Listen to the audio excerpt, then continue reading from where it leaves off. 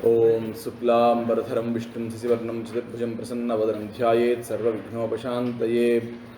गजाननपद्मार्कं गजाननमहर्निशम् अनेकदन्तं भक्तानाम् एकदन्तमुपास्महे। गणाधीशजोईश सर्वागुणाञ्चामूलारम्भ आरम्भतो निर्गुणा च।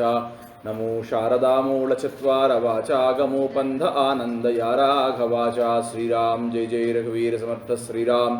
सुखा सारिखे पूर्ण वैराग्य जाचे वशिष्ठा परिज्ञान योगेश्वराचे। कवि वाल्मीका सारिखा मान्यायसा नमस्कार माझा। सद्गुरु रामदासा श्रीराम जय जय रघुवीर समर्थ श्रीराम।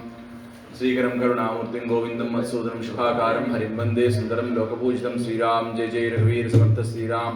आपदापहर्तारं दातारं सर्वसंपदां लोकाभिरामं श्रीरामं भूयो भूयो नमाम्यहं। तदुर्गतसमास्सन्धियोगं सम्मदरोपणतार्थपाकिबद्धं रघुवरचरितं मुनिप्रणीतं दशरथं निशाम्यत्वं वाल्मीकिसम्भूता रामसागरगामिनी। पुनाथभवनं पुण्या रामायण महानदी श्लोकसारसमाकीर्णं सर्गकल्लोलसङ्कुलं काण्डग्राहमहामीनं वन्दे रामायणात्मकं। वेदवेद्ये परे पुंस्यादे दशरथात्मने वेदप्राचेत सादासीत् साक्षात् रामायणात्मना पूजितं राम रामेति मधुरं मधुराक्षरम्। आरुह्य कविता शाखां वन्दे वाल्मीकिकोकिलं। ओं रामां मृक्कुलुनीरुनाममुनकुन् रम्यां घ्रिपद्मालकुन्। श्रीमन्मञ्जुलमैनमेनिकि धनुर्लीलाकलाकेलिकिन्। नी मर्यादकु धर्मनिष्ठकु रसोद्वेळम्मु నీగాధకున్। ప్రేమం నీ పరివారమంతటికిని సౌరీ రామచంద్ర ప్రభో। జై శ్రీరామ్ జై జై శ్రీరామ్। శ్రీ గురుభ్యో నమః। పరమేశ్వర స్వరూపమైన సభకు నమస్కారం। శివాయ గురవే నమః। నిన్న మనం పూర్తి చేసుకునే సమయానికి ఎక్కడున్నాం?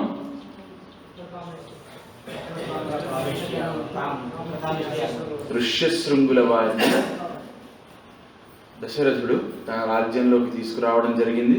వారి ఎదుట తనకి సంతానాన్ని అనుగ్రహించవలసినది కాబట్టి, సంతానం కావాలి కాబట్టి ఏ యాగము చేస్తే ఏ క్రతువు చేస్తే తనకు సంతానం కలుగుతుందో అటువంటి అశ్వమేధ యాగాన్ని తాను చేయ సంకల్పించినట్టు ఆయన్ని దానికి ఆధ్వర్యాన్ని వహింపమన్నట్టు అన్నంత వరకు మనం తెలుసుకున్నాం, అవునా? కాబట్టి ఇప్పుడు మనం మన ప్రవచనాల ద్వారా చూసుకున్న ప్రసంగాల ద్వారా మనం ఆ లెక్కలో వెళ్తే నిన్నటి మనం నేర్చుకున్న కథాభాగం మీకు 2 ప్రవచనాలు కింద ఇవ్వడానికి సరిపోతుంది. ఒకటి ఏంటంటే వాల్మీకి చరిత్ర, పూర్తిగా వాల్మీకి చరిత్రలోనే మీకు మానిషాద ప్రతిష్టాంతమగమ శాశ్వతీ సమాహత్క్రమం చినాదేకం అవధి కామోహితం అన్న అది కూడా మీకు వాల్మీకి చరిత్రలో, అంటే వాల్మీకి హృదయం రామాయణం విన్న తర్వాత ఎంత చక్కగా మారింది, అలాగే రామాయణం ఎలా వచ్చింది, అలాగే రామాయణాన్ని రాయమని ఆజ్ఞ ఇస్తూ బ్రహ్మగారిచ్చిన వరాలేంటి, నువ్వు కళ్ళు మూసుకొని ఆచమనం చేసి కూర్చుంటే నీ కళ్ళ ఎదురుగుండా రామాయణంలో జరిగే ప్రతీదీ కనబడుతుంది. వాళ్ళు బయటికి చెప్పిన మాటలు వాళ్ళ మనస్సుల్లో ఉన్న మాటలు కూడా నీకు వినపడతాయని చెప్పడం, ఇదంతా మీకు ఒక ప్రవచనం కింద వస్తుంది. అర్థమైందా? మరొకటి పూర్తిగా మీకు 1.5-2 గంటల పాటు పట్టే ప్రవచనం ఏమంటే రాముని యొక్క 16 గుణములు, తపస్వాధ్యాయనత నుంచి సంక్షేప రామాయణం పూర్తిగా ఉండే 100 శ్లోకాల్లో మనం ఏమేమి నేర్చుకున్నాం అందులో నిన్న? ఎవరైనా చెప్తారా? ఏమిటి రాముని యొక్క 16 గుణాలు ఏంటో చెప్తారా? చెప్పండి. ఒక్కొక్కరు 4 చెప్పండి. మీరు 4 చెప్పండి అమ్మా, చెప్పండి. కృతజ్ఞుడు, మీరు చెప్పండి స్వామి. తర్వాత సమర్థుడు, సమర్థుడు, సత్యసంధుడు, ధర్మజ్ఞుడు ఆవిడ చెప్పేశారు. ధర్మజ్ఞశ్చ కృతజ్ఞశ్చ మీరు రాసుకున్నారా లేదా? నీతిమంతుడా, అసూయ లేనివాడు. సరే, ఆ 4 శ్లోకాలు మీ అందరికీ కంఠస్థం రావాలి. బ్రహ్మానంద గారు మీరు జాగ్రత్తగా దాన్ని శ్రద్ధ పెట్టాలి. ఎందుకంటే కోన్వస్మిన్ సాంప్రదంలోకే గుణవాన్, ఒకటోది వీర్యవాన్, ధర్మజ్ఞశ్చ కృతజ్ఞశ్చ సత్యవాక్యో దృఢవ్రతః చారిత్రేణ చ కో యుక్తః సర్వభూతేషు కో హితః విద్వాన్ కః కస్ సమర్థశ్చ కశ్చైక ప్రియదర్శనః ఆత్మవాన్ కో జితక్రోధః గుణవాన్ కోనసూయకః కస్య విభ్యతి దేవాశ్చ జాత రోషస్య సంయుగే. అంటే ఎవరికి కోపం వస్తే దేవతలు సైతం భయపడతారు. అర్థమైందా? ఈ 16 గుణాలు కాబట్టి గట్టిగా పట్టుకునే ప్రయత్నం చేయాలి మీరు 16ని. ఈ 16 గుణాలకి మనకి ప్రతి దానికి నేను కుదిరినంత సాధ్యమైనంత వరకు మీకు రామాయణం నుంచి ఒక్కొక్క ఉదాహరణ చెప్పే ప్రయత్నం చేశాను. అవునా? మీరు ఈ 31 రోజుల పాటు మీరు రామాయణం నేర్చుకుంటున్న సమయంలో మీరు పట్టుకోవాల్సింది ఏంటంటే ఎక్కడ రాముడు ఈ గుణాలను చూపాడో. అర్థమైందా? ఎక్కడ రాముడు ఈ గుణాలను చూపాడో వాటిని మీరు గుర్తు పెట్టుకొని మళ్ళీ మీరు ప్రవచనం ఇస్తున్నప్పుడు వీటిని దానికి అనుసంధానం చేసి మీరు ప్రజలకు చెప్పవలసి ఉంటుంది. అర్థమైందా? సరే, ఇప్పుడు మనం దశరథ మహారాజు వారి యొక్క అశ్వమేధ యాగం గురించి తెలుసుకుందాం. మీరు అశ్వమేధ యాగము అని నేను చెప్తున్నాను అంటే ప్రతి యజ్ఞము చేస్తున్నప్పుడు అందరూ రాసుకోండి అమ్మా, ఇది 4 ప్రధానమైన వ్యక్తులు ఉంటారు. ఇప్పుడు మీరు యజ్ఞం చేసేటప్పుడు మీరు సినిమాల్లో వాటింతా చూసుంటారు కదా, ఎలా ఉంటుంది? యజ్ఞకుండం ఉంటుంది. అవునా? యజ్ఞకుండానికి 4 వైపులా 4 కూర్చుని ఉంటారు. అవునా? అవునా కాదా? 4 ఉంటారు. ఆ 4 పేర్లు తెలుసా? గత సంవత్సరం వచ్చిన వాళ్ళు ఎవరైనా చెప్తారా? ఆ 4 పేర్లు ఏమిటో చెప్పండి. అధర్వుడు, బ్రహ్మ, ఇంకా బాగా చెప్పారు. అధర్వుడు, బ్రహ్మ, మాధవ్. లక్ష్మణస్వామి లేదా? అధర్వుడు, బ్రహ్మ, హోత, ఉద్గాత. ఈ 4 వైపులా కూర్చుని ఉంటారు యజ్ఞం చేసేటప్పుడు. అర్థమైందా? కాబట్టి యజ్ఞము అని మీరు ఎప్పుడైనా చెప్తున్నప్పుడు ఈ 4 ఉంటారు అని కూడా మీరు చెప్పవలసి ఉంటుంది. రాసుకోండి.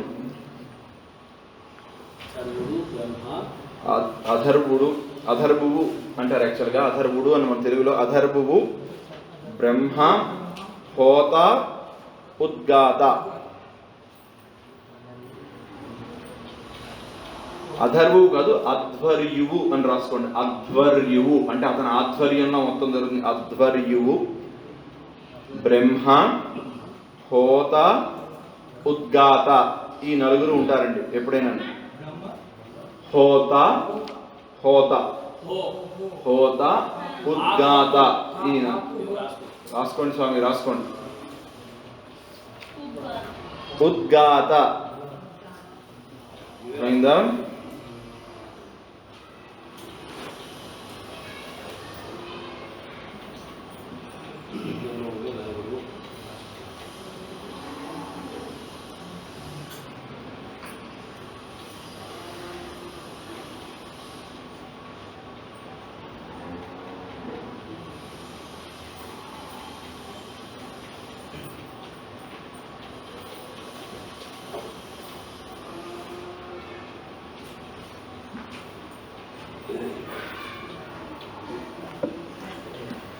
రాసుకున్నారా? సరే, ఇప్పుడు అశ్వమేధ యాగము అంటే ఎలా జరుగుతుందంటే, ఇప్పుడు ఈ యాగం యొక్క ప్రశస్తి చెప్తున్నారు కాబట్టి చాలా జాగ్రత్తగా వినండి. ఎందుకంటే ఇందులో చాలా అంటే ఇదో కథాభాగంలా చెప్పడం కాకుండా ఇందులో చెయ్యవలసిన కార్యక్రమాలు ఏంటి, చెయ్యబడుతున్న కార్యక్రమాలు ఏంటి, ఇవన్నీ తెలిస్తే అసలు మనం ఈ కలియుగంలో అశ్వమేధ యాగం ఎందుకు చెయ్యలేమో, చేసినా కూడా ఎంత ఇబ్బంది వస్తుందో, అంటే ఎన్ని ఇబ్బందులు మనం పడి ఆ యాగాన్ని సంపూర్ణం చేయవలసి వస్తుందో, ఆ కష్టానికి బదులుగా అయిపోయారు. అప్పుడు మీరు చూస్తే చాలా మంది ఇప్పుడు యజ్ఞాలు యాగాలు ఎందుకండి, మీరు ఏదైనా వ్రతం చేయండి, దానం చేయండి, ఇలాంటివి చెప్తూ ఉంటారు. యజ్ఞయాగాల క్రతువుల వైపు ఎక్కువ మంది ప్రోత్సహించారు ఈ రోజుల్లో. ఎందుకు అంటే ఆ క్రతువు చెయ్యడానికి పడే ఇబ్బంది అంటే పడే కష్టము చాలా ఎక్కువ. ఎలా అంటే చూడండి, అశ్వమేధ యాగానికి ప్రధానం చెయ్యాలి అనగానే ముందు ఒక యాగాశ్వాన్ని తీసుకొస్తారు. అర్థమైందా? యాగాశ్వం అంటే యాగానికి సంబంధించిన గుర్రాన్ని ముందు పట్టుకొస్తారు. ఆ గుర్రాన్ని పట్టుకొచ్చిన తర్వాత యాగశాలలో ఒక స్తంభాన్ని స్థాపించి ఈ స్తంభానికి ఆ గుర్రాన్ని కడతారు. దీన్ని బంధనము అంటారు. ఈ బంధనం చేసిన తర్వాత ఆ గుర్రానికి సంప్రోక్షణ చేస్తారు మంత్రాలతో సంప్రోక్షణ చేసిన తర్వాత దానికి స్నానం చేయిస్తారు, స్నాతన చేస్తారు. స్నాతన తర్వాత విమోచన చేస్తారు. విమోచన చేశాక మళ్ళీ గుర్రాన్ని సంప్రోక్షించి నీళ్లతో కడిగి వదిలిపెడతారు. 12 నెలల పాటు ఈ గుర్రం తనకి నచ్చిన ప్రాంతం అంతా తిరుగుతుంది. ఈ తిరుగుతున్నప్పుడు మేము ఇందాక అనుకున్నామే 4 ఉంటారు యజ్ఞంలో. ఈ 4 ఎవరు? అధర్వువు అధ్యర్వువు బ్రహ్మ కోత ఉద్గాత. మన అధ్వర్యువు బ్రహ్మ ఈ గుర్రం వెనకాతల వెళ్ళాలి. అర్థమైందా? అధ్యర్వువు బ్రహ్మ గుర్రం వెనకాతల వెళ్తే మహాసూరులైన కొంతమంది సైనికులు కూడా గుర్రం వెనకాతల వెళ్తారు. అర్థమైందా? అలాగే ఈ గుర్రానికి పరిచర్యలు చేయవలసిన వాళ్ళు, గుర్రాన్ని జాగ్రత్తగా చూసుకోవలసిన వాళ్ళు, ఆ పరివారం కూడా ఈ గుర్రం వెనకాతల వెళ్తుంది. వీళ్ళంతా ఏడాది పాటు ఒక పక్క అవతల యజ్ఞం జరుగుతూ ఉంటే ఏడాది పాటు ఈ గుర్రం తను తిరగలిగిన ప్రదేశం అంతా తిరిగి ఏడాది తర్వాత వస్తుంది.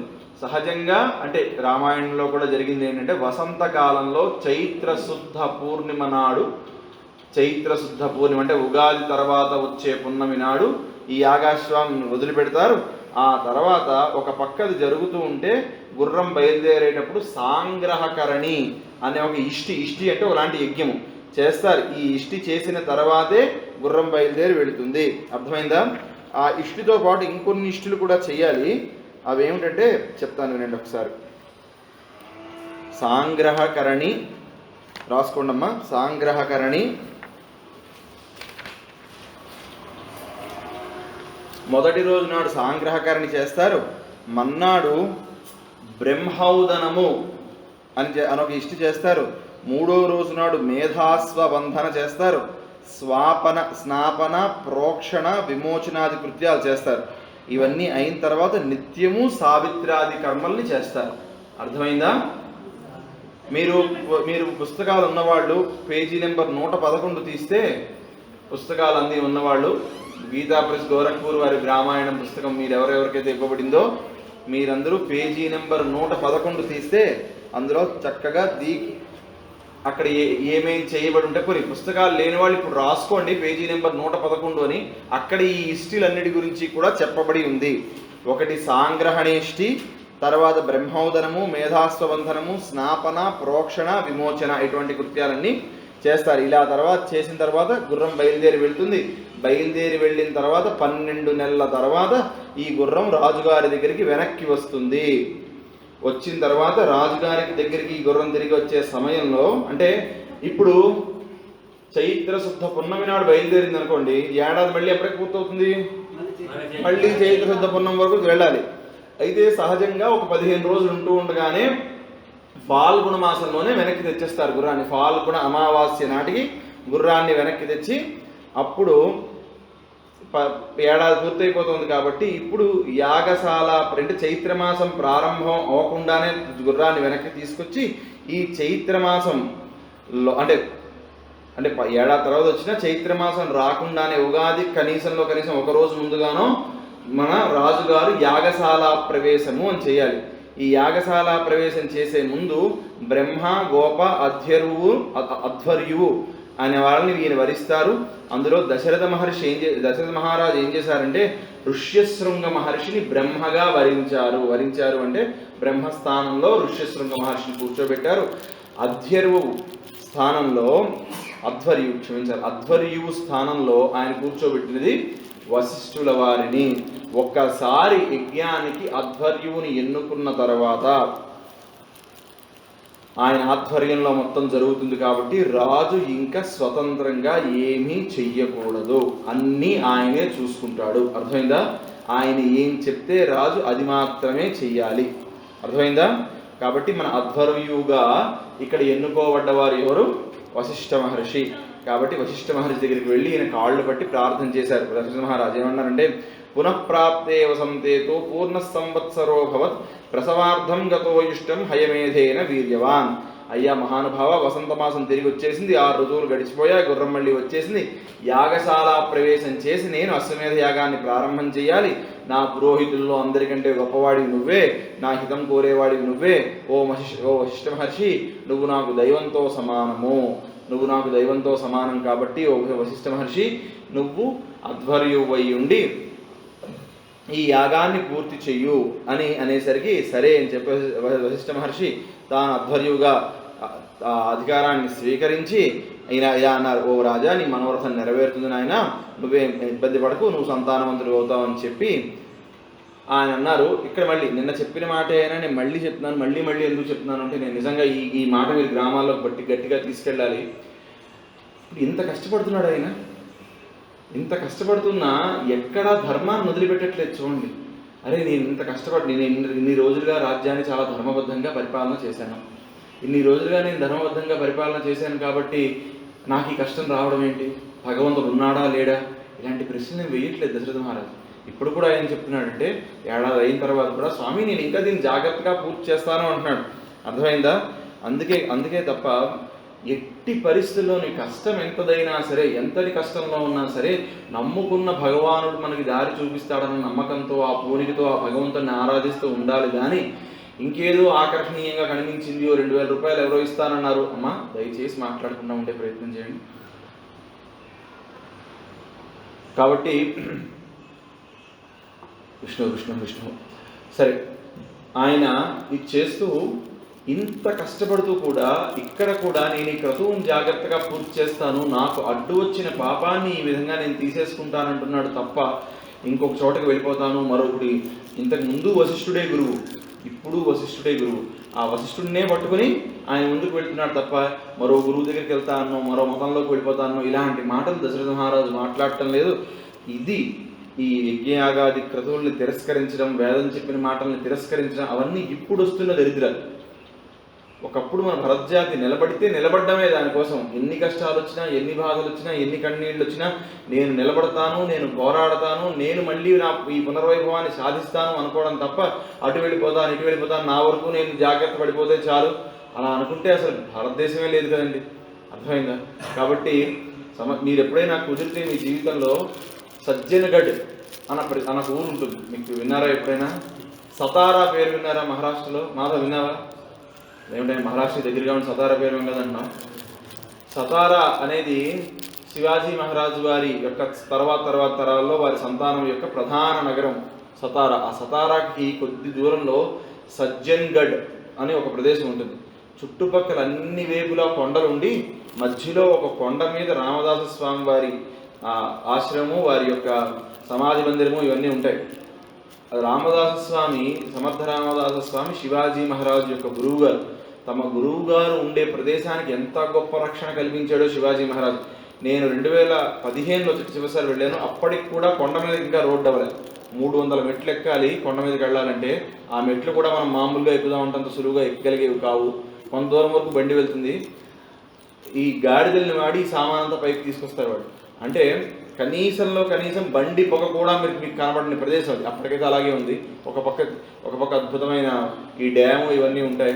మీరు అక్కడికి వెళ్తే ఆ ప్రదేశంలో ఆ శివాజీ మహారాజుకి సమర్థ రామదాస్ స్వామి వారు చేసిన బోధ, ఎన్ని కష్టాలు పడ్డాడండి శివాజీ మహారాజు ధర్మాన్ని నిలబెట్టడానికి. ఆయన ఒక సర్దార్, అంటే ఈ ఆదిల్ షాహీ అన్న రాజుల దగ్గర ఉండే ఒక సర్దార్ తాలూకు కుమారుడు. వాళ్ళ నాన్నగారికి ఏదో ఒక 5000 మందో ఎంతమందో బలం ఉండేది. ఆయన ఒక మహారాజు దగ్గర ఒక చిన్న సర్దార్గా పనిచేసేవాడు. అర్థమైందా? లేదు, ఈ దేశం కన్నీళ్లు పెట్టుకుంటోంది, ఈ దేశం ఇబ్బందుల్లో ఉంది, హైందవ ధర్మం ఇబ్బందుల్లో ఉంది, హైందవ స్త్రీలు అవమానాలకు గురవుతున్నారు అని ఏ రోజైతే శివాజీ మహారాజు తెలుసుకున్నారో, ఆయన తల్లి జిజియాబాయి ఆయనకి ఆ రోజు మార్గదర్శనం చేస్తుంది. ఆయన ఎప్పటికైనా సరే ఈ దేశంలో అందరూ సుఖంగా ఉండాలి అంటే మళ్ళీ హైందవ ధర్మం తాలూకు పునఃప్రతిష్ఠానం జరగాలి. ముందు ఈ ముష్కరులుగా ఉన్న వాళ్ళు, మన రాజ్యాన్ని ఇలా కబళిస్తున్న వాళ్ళు, మన స్త్రీలని బాధపెడుతున్న వాళ్ళు అయిన వీరందరినీ మీరు ఓడించాలి అంటే ఆ రోజు పట్టిన దీక్ష తను చివరి రోజు వరకు వదిలిపెట్టకుండా పోరాటం చేసిన మహానుభావుడు శివాజీ మహారాజు. ఒకసారి ఔరంగజేబు దొరికిపోతే పళ్ళబుట్టలో దాక్కుని ఆ పళ్ళబుట్టలతో బయటకు వచ్చేస్తాడు శివాజీ మహారాజ్. చదవండి ఎవరైనా శివాజీ మహారాజ్ చరిత్ర అంటే ఎంత గొప్పగా ఉంటుందో. ఏ రోజు ఏ క్షణంలోని గర్వించకుండా ఎన్నో కొత్త పరిపాలనా పద్ధతులు కనిపెట్టి దాని ద్వారా పరిపాలన చేసిన మహానుభావుడు శివాజీ మహారాజ్. యుద్ధంలో ప్రత్యర్థి ఓడిపోతే వారి స్త్రీలని, ఆ అంతఃపుర స్త్రీలందరినీ తీసుకొచ్చి శివాజీ మహారాజ్ ముందు నిల్చోబెడితే, ఇక్కడ నాకు తల్లి కాని స్త్రీ కనబడటం లేదయ్యా, కాబట్టి వీళ్ళందరినీ తీసుకెళ్ళిపో అని చెప్పి, వాళ్ళ భర్తలు చనిపోయి ఉండొచ్చు కాక వీరిని మట్టుకు బతకని అంటే, అలా కాదు స్వామి, మనం ఎప్పుడైనా యుద్ధంలో చచ్చిపోతే మన భార్యలను వాళ్ళు తీసుకెళ్ళి చెరబడుతున్నారంటే అది వారి సంస్కారం, ఇది మన సంస్కారం, అది వదిలిపెట్టే అంటాడు శివాజీ మహారాజ్. అటువంటి శివాజీ మహారాజుకి మనందరం వారసులం. ఆ విషయం జాగ్రత్తగా గుర్తుపెట్టుకోండి. ఎందుకంటే ఆ రోజుల్లో ఆయన నిలబడ్డం వల్ల మనందరికీ ఆ తర్వాత మరాఠా సామ్రాజ్యం విస్తరించడం వల్ల మనకి ఇన్ని చోట్ల ఇన్ని భజన పద్ధతులు, ఇన్ని వార్కరీ పద్ధతులు, మీరందరికీ వార్కరీ పద్ధతులు తెలిసే ఉంటాయి కదా, వినే ఉంటారు కదా, ఇన్ని పద్ధతులు, విఠల భజనలు తంజావూరు వంటి ప్రదేశాల వరకు వ్యాపించేయి అంటే ఆనాడు శివాజీ మహారాజ్ నిలబడటమే. ఆ రోజు శివాజీ మహారాజ్ నిలబడకపోతే భారతదేశం కూడా మరొక మతం ఉన్న దేశం కింద మారిపోయి ఉండేదేమో. కానీ లేదు, పరమాత్మ ఎప్పుడు అలాంటి వారిని పంపిస్తూ ఉంటాడు. ఆయన నిలబడ్డాడు, ఆయన వెంట నిలబడి ఎంతమందో ధర్మరక్షణ చేశారు. కాబట్టి ఈరోజు మనందరం కూర్చుని ఇక్కడ రామాయణం చెప్పుకోగలుగుతున్నాం. ఇలాంటి రామాయణ ప్రవచన ఆఫ్ఘనిస్తాన్లో జరుగుతాయని మీరు అనుకోగలరా? ఇరాన్లో జరుగుతాయని మీరు అనుకోగలరా? జరగచ్చేమో, కానీ చాలా చాలా కష్టం. ఇక్కడ జరిగినంత సులువుగా అక్కడ జరగడానికి వీల్లేదు. ఎందుకంటే అక్కడ అన్ని మత ప్రచారాలను మరెవరు ఒప్పుకోరు, అవునా? కానీ ఇక్కడ మనకి జరుగుతోంది అంటే, మనం ఇంకా హైందవ దేశంగా ఉన్నాము అంటే, ఆసేతు హిమాచలం ఇంకా అలా ఉంది అంటే దానికి ప్రధానమైన కారణం 300-400 సంవత్సరాల క్రితం పుట్టిన శివాజీ మహారాజు, వారికి మార్గదర్శనం చేసిన సమర్థ రామదాస స్వామి. ఇవాళకి కూడా ఇక్కడ నిజామాబాద్ జిల్లా వారు ఎవరైనా ఉన్నారా? నిజామాబాద్ వారు ఉన్నారా? నిజామాబాద్ నుంచి మీరు కొంచెం బయటికి వెళ్ళగానే ఒక హనుమాన్ గుడి వస్తుంది. ఐడియా ఉందా మీ ఎవరికైనా? నిజామాబాద్ నుంచి బాసర్కి వెళ్తూ ఉంటే ఒక గుడి వస్తుంది, సారంగపూర్ హనుమాన్ దేవాలయం. ఆ సారంగపూర్ హనుమాన్ దేవాలయంలో ఆ దేవాలయాన్ని స్థాపించింది సమర్థ రామదాస్ స్వామి మహారాజ్. ఎలా స్థాపించబడింది ఆ దేవాలయము అంటే, అది కూడా శివాజీ మహారాజు ఉన్న సమయంలో జరిగిందే. మీరు మనందరం అనుకుంటాం మంత్రాలు ఏంటి, ఈ సినిమాల్లో వీటిలో డైలాగ్ ఉంటాయి కదా, మీ మంత్రాల వల్ల ఏం జరగదు అది ఇది అని. కానీ మంత్రంకు ఉన్న శక్తి ఎలాంటిదంటేనండి, ఈ సారంగపూర్ దేవాలయం దగ్గరలో నేను అక్కడికి వెళ్ళి ఒక రోజు రాత్రి నిద్ర చేశాను ఆ సారంగపూర్ దేవాలయంలో. అక్కడ వారు చెప్పారు, యాక్చువల్గా మనం అడిగితే చెప్తారు వారు, అది ఎలా వచ్చిందండి అంటే, సారంగపూర్ దేవాలయం చాలా అద్భుతంగా ఉండేది.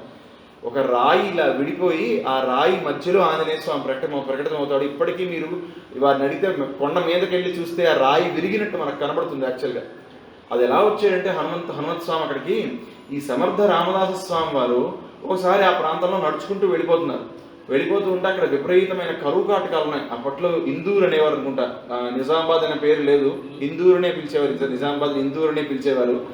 కాబట్టి ఆ ఇందూరు ప్రాంతంలో ఆయన నడుచుకుంటూ వెళ్తూ ఉంటే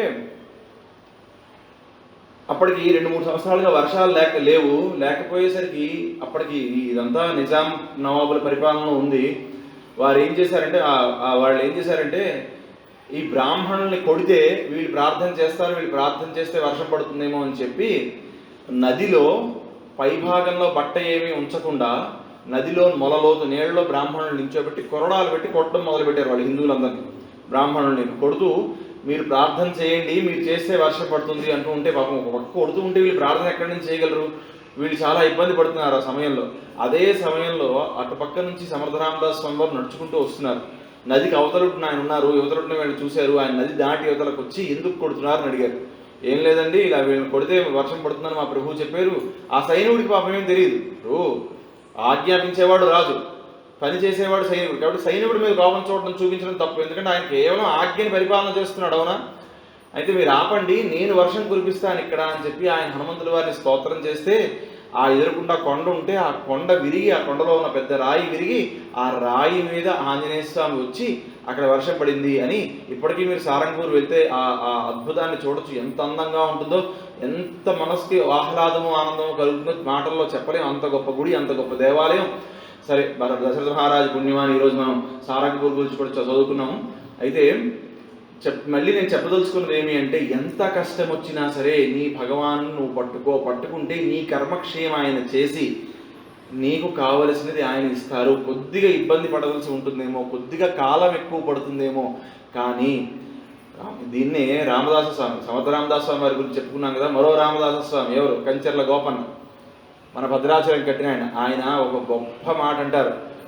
చక్కెరమాని వేముదిల జాలిన కైవడి మానవాధముల్ పెక్కురు పక్క దైవముల వేమున కొల్తురు. అట్లా కాదయా, మ్రొక్కిన నీకు మ్రొక్కవలే, మోక్షము సంగిన నీవు ఇవ్వలేన్, తక్కిన మాటలేమిటికి దాశరథి కరుణాపయోనిధి అని.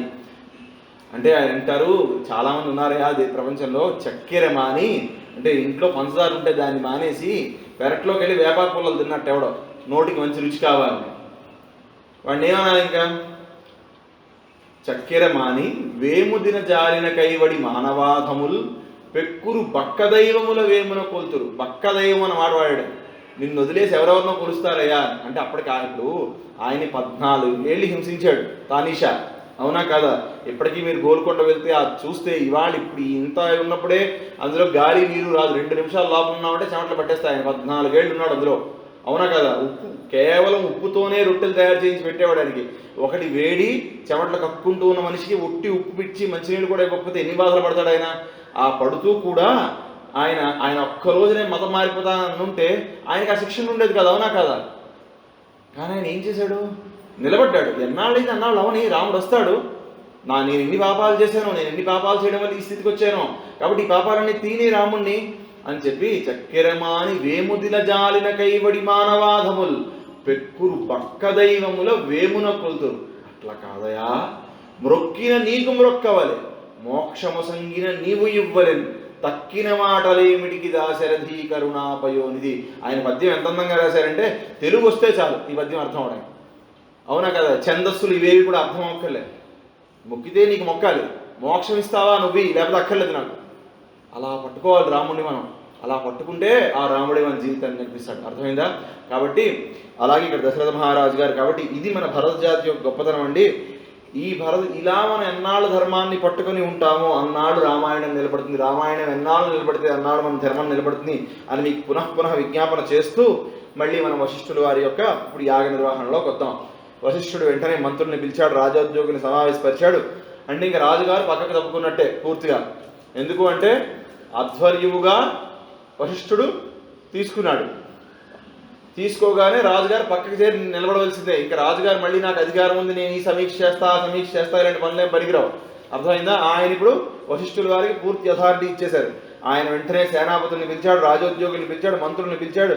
వాళ్ళ ఒక్కొక్కరికి ఎవరి బాధ్యతలు వాళ్ళకి అప్పచెప్పడం మొదలుపెట్టాడు. ఆయన సుమంత్రుని పిలిచి అన్నాడు, మళ్ళీ సరియు నదికి ఉత్తర దిక్కున యాగాశ్వాలు నిర్మాణం చెయ్యి అన్నాడు. ఆ తర్వాత సమస్త దేశాల్లో ఉన్న రాజులందరినీ యథోచితంగా నువ్వు ఆహ్వానించాలన్నాడు. వివిధ దేశాలకు చెందిన ప్రజలు, పౌరులు, జానపదులు అందరినీ పిలవండి, వాళ్ళందరూ వస్తారు. కాబట్టి మొట్టమొదట మీరు చేయవలసింది ఏంటంటే ఒకడు పిలవడానికి వెళ్ళండి, మరొకడు ఇక్కడ వాళ్ళందరికీ తాత్కాలిక నివాస స్థానాలు కట్టండి. అవి కూడా ఇటుకలతో కట్టమన్నాడు. ఎందుకంటే ఇప్పుడు యజ్ఞం చేస్తున్నాం, యజ్ఞంలో వర్షం పడుతుంది, నువ్వు తాత్కాలిక నివాసం అనుకోండి కూర్చోబెట్టి అక్కడ వాడు తెచ్చుకున్న సామానం తడిసిపోయింది అనుకోండి, దెబ్బ ఎక్కడ తగులుతుంది వాడికి? వాడు బయట ఏం పడలేడు, రాజుగారు కదా పిలిచింది. కష్టపడ్డానంటే బాగుండదు, అవునా? వాడి మనస్సు ఇబ్బంది పడుతుంది. ఇప్పుడు ఎవడైనా మన ఇంటికి వచ్చాడు అనుకోండి, వాడికి మనస్సు కష్టపడినట్టు మనం మాట్లాడి కడుపు నిండా అన్నం పెట్టి పంపించామనుకోండి, వాడు ఏమనుకుంటాడు? వాడికి మనం పెట్టే భోజనం ఏమైనా గుర్తుంటుంది? అసలు ఏమైనా గుర్తుంటుంది? వాడి మనస్సు పడ్డ బాధే వాడికి ఎప్పుడైనా గుర్తుంటుంది, అవునా కాదా? ఆ మనస్సు పడుతున్న బాధని, ఆ మనస్సు ఎప్పుడు బాధపడకుండా మనం చూసుకోవాలి. ఆ మనస్సు పడుతున్న బాధతో కనుక కూడా బయటకు వెళ్ళాడు అనుకోండి, మనకున్న కార్యక్రమం చెడిపోతుంది. వాడు వెళ్తూ ఎవరిని తిట్టుకుంటాడు? అసలు యజ్ఞం ఎవడు పెట్టాడు రా అని వాడిని తిట్టుకుంటాడు, అవునా కాదా? ఇప్పుడు మీరు ఎవరింట్లో అయినా పెళ్లికి ఏదో ఒక పని మనకు అప్పచెప్పారు అనుకోండి, మనం ఆ పనిలో సక్రమంగా నడుచుకోలేదు అనుకోండి, వాడు వాడిని తిట్టాడు. ఆ పెళ్లికి యజమాని కూడా వాడిని తిట్టుకున్నాడు, ఆ పెళ్లిని తిట్టుకున్నాడు. పాపం ఆ వరుడికి వధువుకి, వరుడు తండ్రికి, వధువు తండ్రికి వీళ్ళ కనీసం తెలియకపోవచ్చు మనం చేసిన తప్పు, అవునా కదా? ఇప్పుడు వడ్డన చేయమన్నారండి, సరే ఆ వడ్డన దగ్గరికి ఎలాగ వస్తాం అనుకోండి, కానీ ఒక్కొక్కడు ఉంటాడు పెరుగు వడ్డించేయమంటారా అంట మొదలెట్టడమే. వీడు ఇంకా నెయ్యి పప్పు కలుపుకుని తింటుంటాడు, వీడు పెరుగు పట్టుకు వచ్చేస్తుంటాడు. వాడు తిన్నవాడు ఏం తింటాడా అక్కడ? వాడు ఎవరిని తిట్టుకుంటాడు? ఎవడరా వీడిని పెట్టినందులో వీడిని తిట్టాడు, ఎందుకంటే వీడికి వచ్చింది ఇదే. ఇప్పుడు ఏదో ఊర్లో ఒక ప్రవచనానికి ఒక ఆయన పిలిచాక, పిలిస్తే ఈయన వెళ్ళాడు, చెప్తున్నాడు, ఈయనకి వచ్చిన ప్రవచనం ఏదో చెప్తున్నాడు, నా బోర్డు ఎవడో చెప్తున్నాడు. చెప్తూ ఉండేసరికి ఓ పంట కాపులు లేచాడు మధ్యలో. ఈ పంట కాపులు అనేసరికి వీళ్ళందరి చేతిలో కర్ర ఉంటుంది, వీడు లేచాడు, కర్ర పట్టుకున్నాడు. ఈ చెప్తున్న వాడికి భయం వేసింది, వీడేమిటో కొట్టడానికి లేచాడు అని చెప్పి ఈయన మట్టుకి ఇంకా చెప్తున్నాడు. వాడు అటు ఇటు చూస్తున్నాడు. చూస్తూ ఉంటే ఈయన కొంతసేపు ఇంకో 5-10 నిమిషాలు వేసరికి నిజంగానే భయం వేసింది. ఈయన ఆ ప్రవచనం ఆపన్నాడు, ఎవరి కోసం వెతుకుతున్నారు, మీరు ఏదో భయపడుతున్నట్టున్నారు అంటే, లేదండి మీకు వచ్చింది మీరు చెప్తారు, మీరు చెప్తూనే ఉండండి, అసలు మిమ్మల్ని పిలిచిన వాడు ఎవడున్నాడో చూస్తున్నా నేను, అసలు ఎవడు పిలిచాడు మిమ్మల్ని ఇక్కడికి, అసలు వాడు దొరికితే ఒక్క వేడికి దొరకడం మళ్ళీను, ఏం అర్థం అవ్వట్లేదు, 3 గంటలు పెట్టి కూర్చున్నాం, దోమలు కరిచేస్తున్నాయి, ఈ వేదిక సరిగ్గా లేదు, ఇక్కడ వచ్చిన వాడు ఎప్పుడు వీడిని తిట్టడు, ఎవడి పని వాడికి ఈ పని ఎవడో పురమాయించాడో వాడిని తిడతాడు. అర్థమైందా? కాబట్టి మనం పని చేసేటప్పుడు అంత జాగ్రత్తగా ఉండాలి. వశిష్ఠుడు చేయిస్తున్నాడు పని, చూడండి ఎంత జాగ్రత్తగా చెప్తున్నాడో. ఇలా మీరందరూ తాత్కాలికమైనటువంటి నివాస స్థానాలు మీరందరికీ ఏర్పాటు చేయవలసి ఉంటుంది అని చెప్పి, ఇది కూడా మరి మరొకటి ఈ వాల్మీకి రామాయణంలో మీరు ఈ బాలకాండలో మీకు ఒక సరగ చెప్తాను. ఆ సరగ మళ్ళీ మీరు జాగ్రత్తగా చదువుకోవాలి. అందులో వీటన్నిటి గురించి చాలా చక్కగా చెప్పబడి ఉంది. ఆయన ఏం చెప్పారంటే, రాజాజ్ఞని శిరసావహించమన్నాడు, అన్నిటినీ చేయమన్నాడు. చెయ్యమన్న తర్వాత అందరికీ ముందు ఇళ్ళు కట్టమన్నాడు. కట్టిన తర్వాత తాత్కాలిక నివాసాలు కట్టిన తర్వాత ఇప్పుడు వీళ్ళందరూ వస్తే, ఇప్పుడు ఉండడానికి ఇల్లు కట్టగానే తర్వాత ఆయన మరో రెండు విషయాలు చెప్పాడు. తర్వాత భోజనానికి కావాల్సిన సంభారాలని తెమ్మన్నాడు. వచ్చిన ప్రతి ఒక్కరికి బట్టలు పెట్టి పంపించడం మన సంప్రదాయం కదా, కాబట్టి బట్టలు తెప్పించాడు. ఈ 3 పనులు చెప్పిన తర్వాత ఇంకా పిలుపులకు వీళ్ళు బయలుదేరాలి. బయలుదేరుతున్నప్పుడు సుమంత్రుడిని పిలిచి చెప్పాడు, కొందరు గొప్ప గొప్ప వాళ్ళు అవుతారయ్యా, ఎవరు పెడితే వారిని ఎలా పెడితే అలా పిలవకూడదు. అర్థమైందా? మీరు ఎవరిని పెడితే వారిని ఎలా పెడితే అలా పిలవకూడదని చెప్పి, నేను కొందరు ప్రధానమైన వ్యక్తుల పేర్లు చెప్తాను, ఆ రాజుల్ని మాత్రం ఓ సుమంత్ర నీవుగా వెళ్ళి ఆహ్వానించవలసి ఉంటుంది. అలాగే ఆహ్వానించడమే కాదు, నువ్వు వాళ్లతో ఉండి పట్టుకురా. అర్థమైందా? నువ్వు వాళ్ళతో ఉండి పట్టుకురా వాళ్ళని అని వాళ్ళ పేర్లు చెప్పాడు. మొట్టమొదటి ఎవరు చెప్పారంటే, మిథిలాధిపతిం శూరం జనకం సత్యవిక్రమం నిష్ఠితం సర్వశాస్త్రేషు తథా వేదేషు నిష్ఠితం తమానయ మహాభాగం స్వయమేమ సుస్కృతం పూర్వ సంబంధినం జ్ఞాత్వా తతః పూర్వం బ్రవీమితే అని అన్నాడు.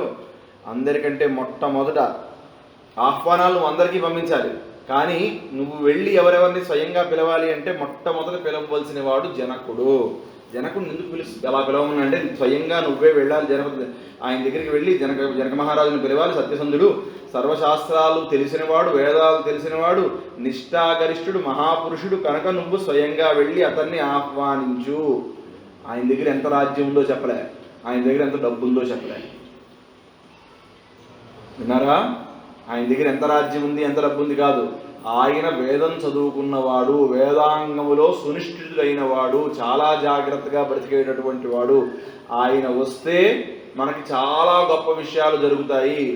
కాబట్టి నువ్వు వెళ్ళి స్వయంగా జనకుడిని తీసుకురా. ఎక్కడా జనకుడు రాజ్యం ఎంత, ఆయన దగ్గర వరల్డ్ రిచెస్ట్ మ్యాను, మన ఊరు మొత్తంలో ఆయన దగ్గరే డబ్బులు ఎక్కువ ఉన్నా, ఇలాంటి మాటలు ఏం చెప్పలే.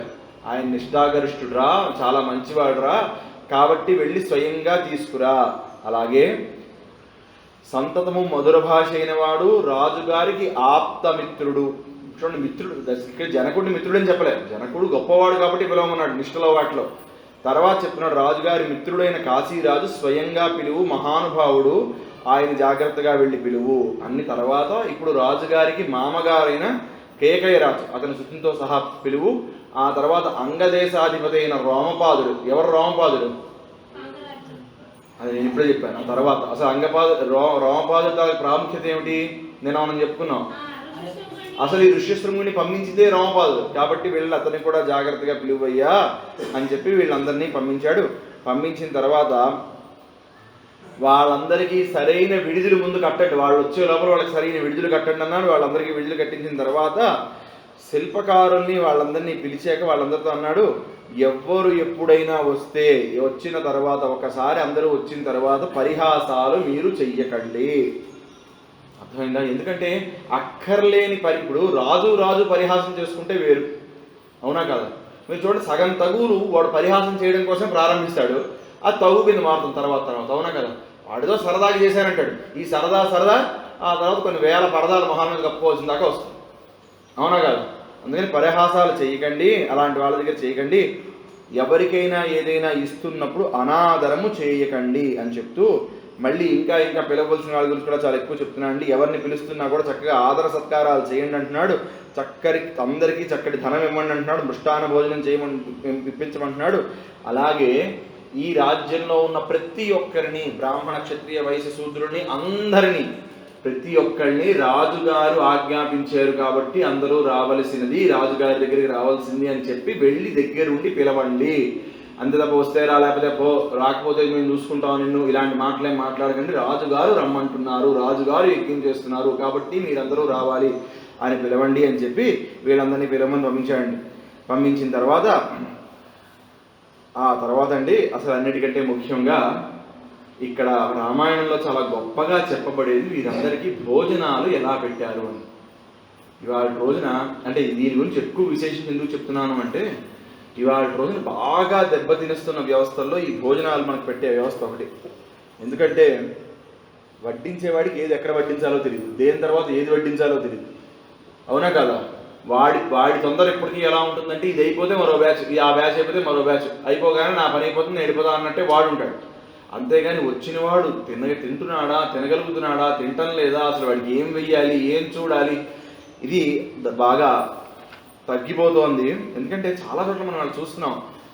అసలు వశిష్ఠుడు చెప్తాడు, ఇక్కడ ఏమైనా పల్లెటూరు నుంచి వచ్చారంటారు, జనపదాల నుంచి వచ్చారంటారు, ఏదో పల్లెటూరు వాళ్ళు వాళ్ళకి ఒక కూర పడేస్తే చాలు, ఓ కూర ఓ పప్పు పడే, లేకపోతే ఒక కూర సాంబార్ పడే, సాంబార్ అని తినేసి చెప్తారు. ఈ మాటలు మనం వింటూ ఉంటాంగా ఎక్కడైనా.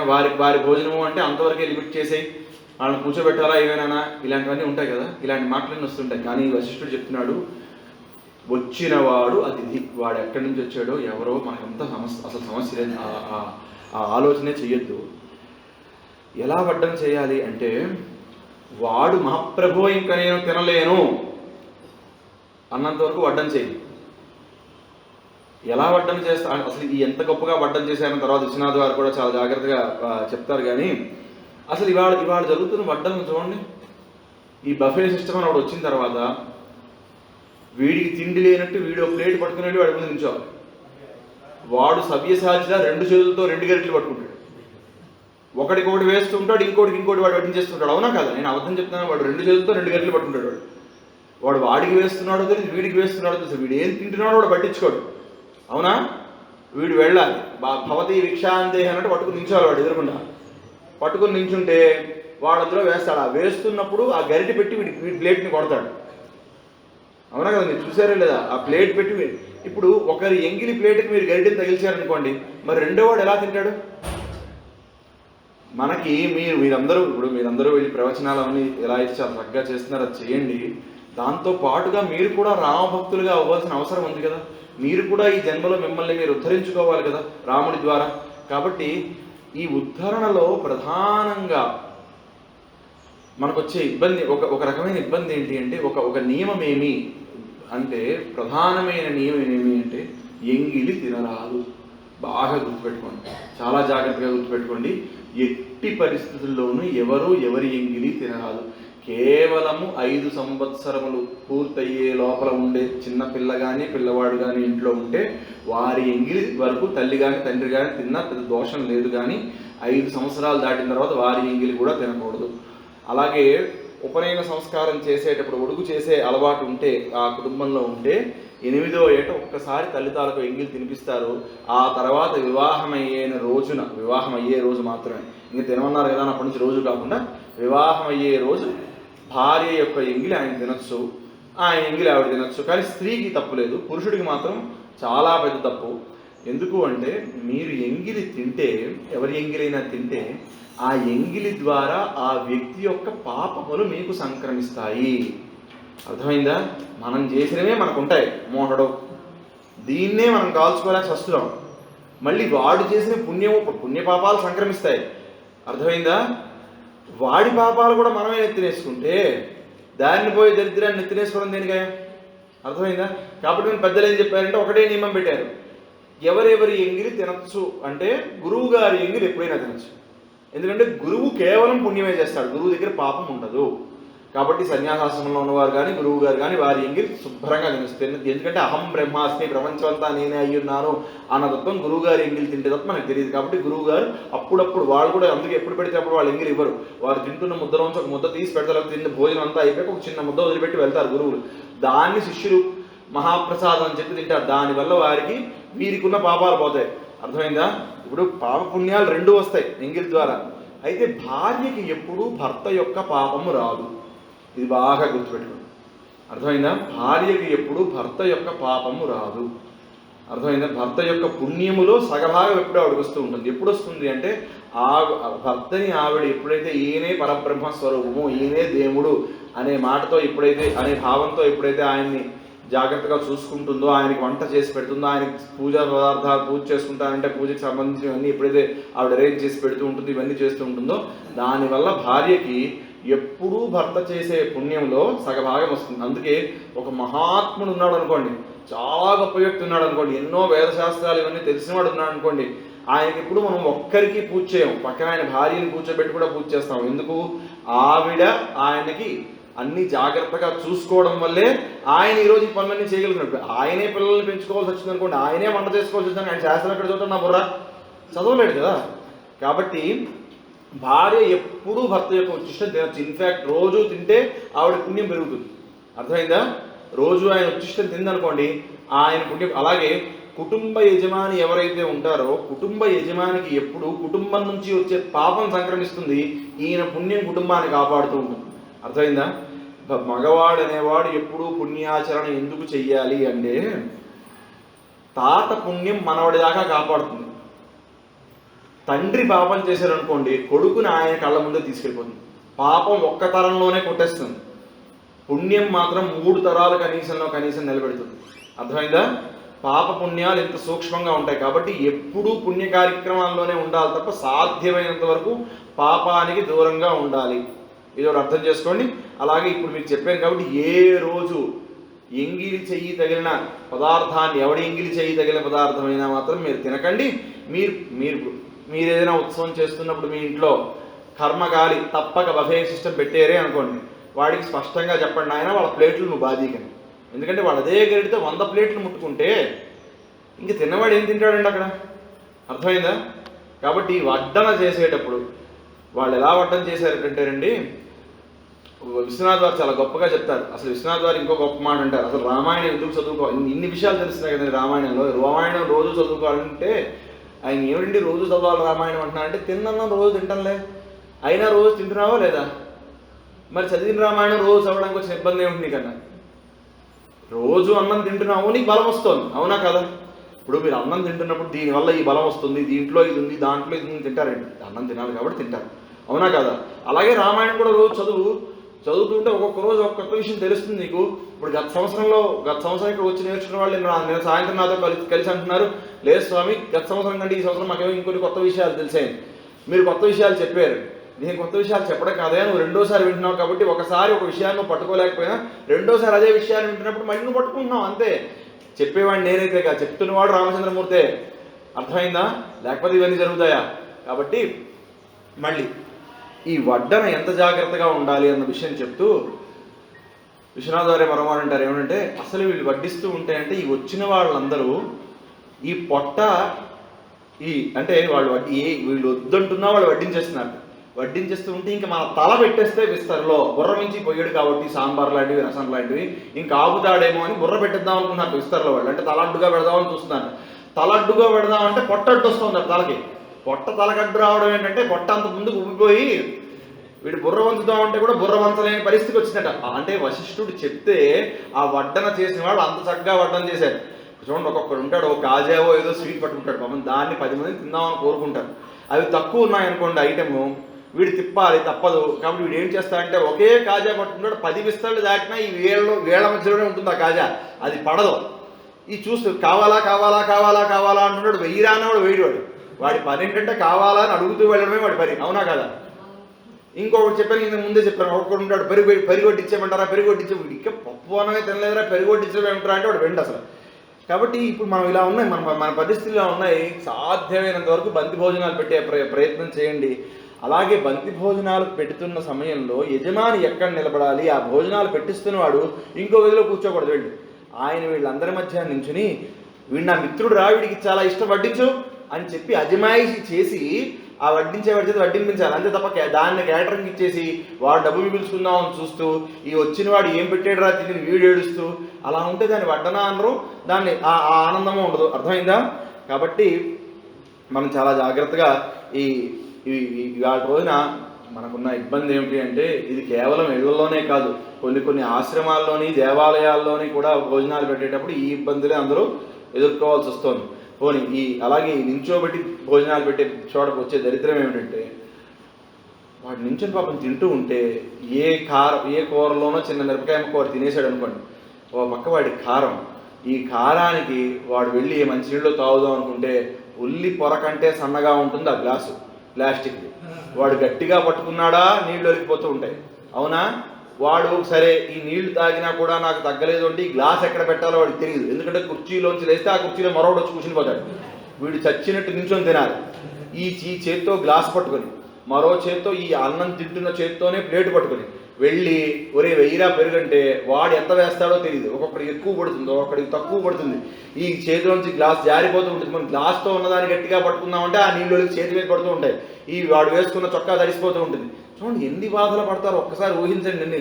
ఇది కేవలం ఒక మనిషికి ఒక్క మిరపకాయ ముక్క తగిలితే వచ్చిన ఇబ్బంది, అవునా కదా? పోనీ చెప్పులు వేసుకొని భోజనం చేయడం ఏంటండి, ఎంత దరిద్రమైనాను. అసలు చెప్పులు వేసుకుని ఇంట్లో ఎవరైనా మనం ఇంట్లోకే వెళ్ళాం కదా, ఆ చెప్పులు వేసుకునే భోజనం చేయాలి. పోనీ ఆ చెప్పులు ఎక్కడైనా పెడదామంటే ఉండదు. ఇలాంటి భోజనాలు పెట్టడం ఎందుకు, జనాలను హింస పెట్టడం ఎందుకు, బాధ పెట్టడం ఎందుకు? ఇది మోడర్న్ అండి. ఏమిటి మోడర్న్? మొహం ఇంటికి వచ్చినప్పుడు సరిగ్గా భోజనం చేయకుండా కూడా వెళ్ళిపోతే నీ ఇంట్లో ఎన్ని విస్తళ్ళు తీయబడతాయో నీకు అంత అనంతమైన సంపద కలుగుతుంది. ఆ విషయం గుర్తుపెట్టుకో. నువ్వు చేసే అన్నదానం నీ ఇంటికి ధనం రూపంలో మళ్ళీ వెనక్కి వస్తుంది. అర్థమైందా? అలాగే వెళ్తున్నవాడు, మన ఇంట్లో భోజనం చేసిన వెళ్తున్నవాడు బయటికి కూడా అనక్కర్లే, మనస్సులో అయినా సుఖీభవ అన్నదాత సుఖీభవ అన్నాడు అంటే ఇంకా నీ కుటుంబంలో ఎన్నో గొప్ప గొప్ప విషయాలు జరగబోతున్నాయని గుర్తు. ఇంత కష్టపడి ఇంత నుండి నోరు ముత్తుకొని చెప్తున్నారు, అక్కడ 4 శ్లోకాలే ఉన్నాయి కదా అనుకుంటున్నారేమో. పరమేశ్వరుడు మిమ్మల్ని అనుగ్రహిద్దామనుకున్నప్పుడు ఎలా అనుగ్రహిస్తాడో తెలుసా? ఒక పరమ భాగవతోత్తముణ్ణి, భగవంతుడి మీద ఎంతో ప్రేమ ఉన్నవాడిని, ఈ జన్మలో భగవద్ దర్శనం పొందాలి అనుకుంటున్న వాడిని మీ ఇంటికి భోజనానికి పంపిస్తాడు. ఆయనకి నువ్వు భోజనం పెడితే ఆ భోజనాన్ని అడ్డు పెట్టి నీకు ఇవ్వాల్సిన గొప్ప సంపద ఇస్తాడు. కాబట్టి ఇక పైన మీరందరూ, అలాగే మనందరం, నేను కూడా ఇలాంటి వాడిని, నేను కూడా బఫేలు పెట్టినవాడిని, కానీ ఇక పైనైనా రామాయణం చదువుకున్నాం కాబట్టి ఇక పైనైనా భోజనాల విషయంలో, భోజనం పెట్టడం విషయంలో ఈ జాగ్రత్తలు పాటించగలుగుతాము అని ఆశిస్తూ ముందుకు వెళ్దాం. సరేనా? ఇవైంది. ఇదని తర్వాత ఒక్కసారండి వాల్మీకి మహర్షి చెప్పిన శ్లోకాన్ని చెప్తున్నాను. వృద్ధాశ్చ వ్యాధితాశ్చైవ స్త్రియో బాలస్తథైవ చ అనిసంభుంజమానానాం సంతృప్తిరుపలభ్యతే. అక్కడికి వచ్చిన వాళ్ళు వృద్ధులు ఉన్నారట, వ్యాధిగ్రస్తులు కూడా ఉన్నారట, బాలులు ఉన్నారట. అందరికంటే కష్టం వీళ్ళకి భోజనం పెట్టడం, అవునా కదా? ఒక వృద్ధులు ఉన్నారనుకోండి, బాగా 40 ఏళ్ళ 30 ఏళ్ళ లేకపోతే 25 ఏళ్ళ వాడి అంత వేగంగా తినగలడు ఆయన. 60 ఏళ్ళు 70 ఏళ్ళు వచ్చిన ఆయన తినలేడు కదా. ఆయనకి ఆనందకరంగా భోజనం పెట్టగలిగారు అనుకోండి, ఆటోమేటిక్గా మీరు ఆనందకరంగా పడుచువాడికి భోజనం పెట్టగలిగినట్టే, అవునా కాదు? ఎందుకంటే ఆయన తాపీగా తింటాడు, ఈయన వేగంగా తిరుగుతున్నా ఆయన స్పీడ్ మీరు అందుకున్నారంటే ఈయన స్పీడ్లో మీరు సెట్ అయ్యి ఉన్నట్టే కదా. అలాగే వ్యాధిగ్రస్తుడు, వాడికి ఎంత ఇబ్బంది ఉంటుంది భోజనంలో. అలాగే స్త్రీలు ఉన్నట్టు వారు ఆనందించేట, బాళ్ళు ఆనందించేట, వాళ్ళందరూ తింటున్న వాళ్ళు ఈ పదార్థాలు ఎంతో బాగున్నాయన్నట్టు, ఎంత తిన్నా తృప్తి కలగడం లేదయ్యా, ఇంకా తినాలని ఉంది, అంత అందంగా ఉన్నాయి, అంత అద్భుతంగా వండే పదార్థాలు అన్నట్ట. కాబట్టి ఎవరు ఎలాంటి వారు తినగలిగే పదార్థాలు వారందరి కోసం తయారు చేసి పెట్టబడ్డాయిట. అవన్నీ చూశాక, అవన్నీ తిన్న తర్వాత అబ్బా చాలా ఆనందంగా ఉందయ్యా, అసలు ఇంత కొసరి వడ్డిస్తున్నారు అని చాలా చక్కగా అన్న తర్వాత, ఏదో చాలా అద్భుతంగా ఇదంతా నడిచిన తర్వాత, ఇదంతా అయిన తర్వాత ఆయన ఏం చేశారంటే వెంటనే ఈ వెళ్తున్న వాళ్ళందరికీ చక్కగా, అంటే ఈ భోజనాల సమయంలో వెటకారాల అడ్డాలు, ఇంత తిన్నావేమిటండాలి, ఇది సరిపోతుందా నీకు అండాలి, ఇలాంటి మాటలు ఏవి వినపడకుండా చక్కగా భోజనాలు వడ్డాన ఇదంతా అయింది. కాబట్టి మనం కూడా ఈ కొసరి అందరూ తినేలాగా మనం కూడా వడ్డించాలి అని చెప్తూ, తర్వాత ఇప్పుడు ఇంతమంది ఈ వచ్చిన వాళ్ళందరూ చక్కగా భోజనం చేసిన వాళ్ళందరూ బయటికి వెళ్ళి ఆశీర్వచనం చేస్తున్నారు. దశరథ మహారాజా, నువ్వు పిలిచావు, 15 రోజులు యజ్ఞం అన్నావు, మేము అందరం వచ్చాం, ఏ రోజుకు ఆ రోజు అద్భుతమైన భోజనం పెట్టావు, మా అందరికీ సంతోషాన్ని అందించావు, మా అందరికీ గుంపులుగా బట్టలు తెచ్చి పెట్టావు, రాసులుగా ఎవరికి నచ్చిన వస్త్రాలు వాళ్ళకి పెడుతున్నావు, పంపిస్తున్నావు. అయ్యా మహారాజా, నువ్వు ఏ కోరికతో ఇచ్చేస్తున్నావో ఆ కోరిక సఫలీకృతమవుగాక. ఎందుకంటే నేను ఆనందించాను, నువ్వు కూడా ఆనందాన్ని పొందాలి. దశరథ మహారాజు ఇంత ఎందుకోసం చేసి, మనం భోజనం ఎందుకోసం పెడుతున్నావు, అవతల వాడు ఆనందించాను, నేను ఆనందించాను, మీరందరూ కూడా ఇదే విధంగా నీవు కూడా ఆనందించు అని చెప్తూ వెళ్ళిన తర్వాత యాగశాలను నిర్మాణము చేయించాడు వశిష్ఠ మహర్షి. ఈ యాగశాల ఎంత గొప్పగా నిర్మాణం చేశారో ఒకసారి విందురు కానీ. ఈ యాగశాలలో అండి 21 యూపస్తంభాలతో 21 యూపస్తంభాలు కట్టి దాంతో యాగశాల నిర్మాణము చేయబడినది. 21 యూపస్తంభాలు అంటే అన్నీ ఒకే కర్రతో చేయరు. చెప్తున్నాను కదా, మీరు యశ్వమేధ యాగం గురించి విన్నప్పుడు చెప్పాను కదా, చాలా కష్టంగా ఉంటుందండి. ఈ యాగశాల నిర్మాణం చేసేటప్పుడు ఏం చేశారంటే 21 స్తంభాలతో చేయాలంటే 21 యూపస్తంభాలతో చేయాలి అంటే మారేడు చెట్ల నుంచి దొరికిన కర్ర, మారేడు చెట్టు తెలుసు కదండి, మారేడు చెట్టు నుండి దొరికిన కర్రలతో చేయబడినవి ఎన్ని స్తంభాలు? 6 స్తంభాలు మారేడు చెట్టుతో చేయబడినవి. ఆ తర్వాత మోదుగ కర్రలతో చేసినవి 6, చండ్రకర్రలు తెలుసా, చండ్రకర్రలతో చేసినవి 6, 3 ఆరులు ఎంత అయింది? 18, 3 ఆరుల 18. దేవదారు వృక్షం అంటారు, ఆ దేవదారు దాంతో చేసినవి 2, శ్లేషాత్మక కర్రతో చేసింది 1.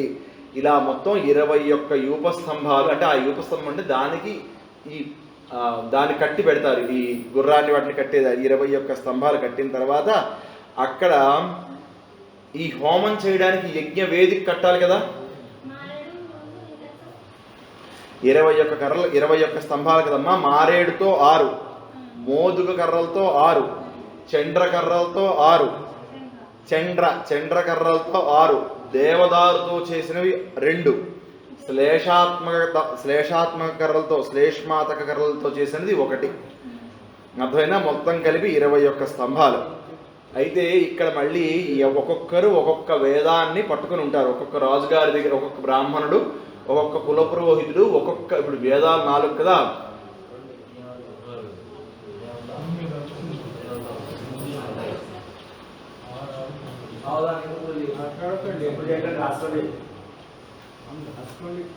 మొత్తం కలిపి 21 కదా.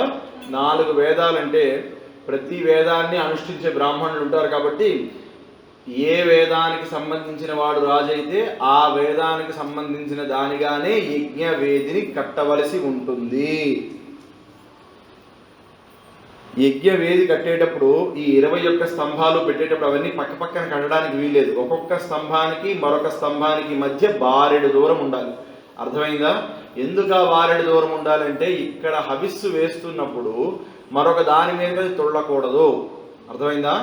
అంత జాగ్రత్తగా కట్టవలసి ఉంటుంది. కాబట్టి చక్కగా ప్రతి దానికి ఎంత దూరం ఉండాలో అంత దూరంగా చేసిన తర్వాత పిసరంత హవిస్సు అయినా వేదికలోంచి బయటపడకుండా కట్టేత. అలాగే యాగము అనేసరికి ఏం జరుగుతుందండి, అక్కడ ఒకతను నెయ్యి వేస్తూ ఉంటారు, ఇంకొకతను చెరువు వేస్తారు. చెరువు అంటే బియ్యం ఉంచి ఆ బియ్యం మీద మంత్రంతో నెయ్యిని అభిషేకించి దాన్ని యజ్ఞ మధ్యలో పడేలా వేస్తూ ఉంటారు, దాన్ని చెరువు అంటారు. ఇలాగా ఇవన్నీ చేస్తూ ఉంటారు. నెయ్యి అలా స్వాహ అన్నప్పుడల్లా నెయ్యి పడుతూ ఉండాలి. ఆ నెయ్యి పడుతూ ఉంటే అగ్నిహోత్రం ప్రజ్వలిస్తూ ఉండాలి. ఈ అగ్నిహోత్రం ప్రజ్వలిస్తూ ఉంటే చూసేవాడికి అబ్బా ఏం జరుగుతుందో యజ్ఞం, అగ్నిశిఖ ప్రతిసారి మీదకి లేవాలి. అంతేకాని మీకు అగ్నిశిఖ లేవలేదు అనుకోండి, ఏం జరుగుతుంది? ధూమం వచ్చేస్తుంది, పొగ వచ్చేస్తుంది. పొగ కనుక ఎక్కువ వచ్చిందో మీరు అక్కడ ఎక్కువసేపు ఉండలేరు. నిప్పు ఉన్న చోట ఎంతసేపు అయినా నిలబడగలం, పొగ ఉంటే 10 నిమిషాలు ఉండలేము. అవునా కదా? కాబట్టి అంత జాగ్రత్తగా చేయాలి. ఇప్పుడు ఈ యూపస్తంభాలు 21 కట్టారు కదా, ఆ 21కి ఒక్కొక్క దానికి ఒక్కొక్క అరణ్య మృగాన్ని తెచ్చి కట్టారు. కొన్ని గుహల్లో ఉండే మృగాలు అంటే సింహము, పుల్లు వంటివి కదా గుహల్లో ఉంటాయి, వాటిని కొన్ని చోట్ల కట్టారు. ఇంకొన్ని చోట్ల జలచరములు అంటే మొసళ్ళ వంటివి. ఎందుకంటే చేప ఇప్పుడు అది అక్కడ బతికి ఉండాలి. అర్థమైందా? మీరు కట్టిన తర్వాత సంబంధం బతికి ఉండాలి. చేపను తెచ్చి కడితే చచ్చిపోతుంది. అదే మొసల్ని తెచ్చి కట్టారనుకోండి బతికి ఉంటుంది. అలా కొన్ని జలచరాలను తెచ్చి కట్టారు, కొన్ని పక్షుల్ని తెచ్చి కట్టారు, కొన్నిటికి పాములను తెచ్చి కట్టారు. ఇప్పుడు ఈ యజ్ఞవేది కడుతున్నప్పుడు ఇక ఇటుకలు పెట్టాలి. ఇటుకల్ని పెట్టడానికి చెయ్యనము అంటారు. చెయ్యనము అంటే ఎలా అంటే, మీరు గ్రద్దని చూసుంటారు కదా, గ్రద్ద 2 రెక్కలు విప్పుకున్నప్పుడు తోక కూడా విడుతుంది. చూసారా మీరు? తోక కూడా విడుస్తుందండి బయటికి. ఆ గెద్ద 2 రెక్కలు విప్పి తోక కూడా విప్పినప్పుడు తల కిందకి పెట్టి చూస్తుంది. గాలిలో ఎగురుతున్నప్పుడు చూసే ఉంటారు కదా, గ్రద్దే అలా అలా ఉంటుంది. అలాంటి ఆకారం వచ్చేటట్టుగా, అంటే 2 రెక్కలు విప్పి కిందకి చూస్తున్న గ్రద్ద తోక కూడా బయటికి తీస్తే ఎలా ఉంటుందో ఆ రకంగా ఉన్న యజ్ఞ మండపాన్ని కట్టారు. దాన్ని చెయ్యనము అంటారు. అంటే ఇలా అలా ఆ పరిక్రమలో ఇటుకల్ని పేర్చాలి. ఆ ఇటుకల్ని పేరుస్తున్నప్పుడు సమర్థం ఉండాలి. దశరథ మహారాజు వాటిని కట్టించారు. అంటే వశిష్ఠ మహర్షి చెప్తే కట్టబడ్డాయి. ఈ లోపల యజ్ఞాశ్వం కూడా పూర్తొచ్చిన తర్వాత దాన్ని కూడా అక్కడ యూపస్తంభానికి కట్టారు. ఈ యూపస్తంభానికి కట్టిన తర్వాత ఈయన శుక్ల యజుర్వేదంలో ఉన్నవాడు కాబట్టి రాజు ఒక వరుసలో 3 చెప్పులు, సహజంగా 3 వరుసలు కడితే ఈయన శుక్ల యజుర్వేదీకుడు కాబట్టి 3 5 15 వరుసల కింద దాన్ని కట్టవలసి వస్తుంది. కాబట్టి ఆ 15 వరుసల్లో దాన్ని కట్టబడినది. మీకు ఒకసారి చెప్తాను, అది ఏ శ్లోకమో చెప్తాను మీకు.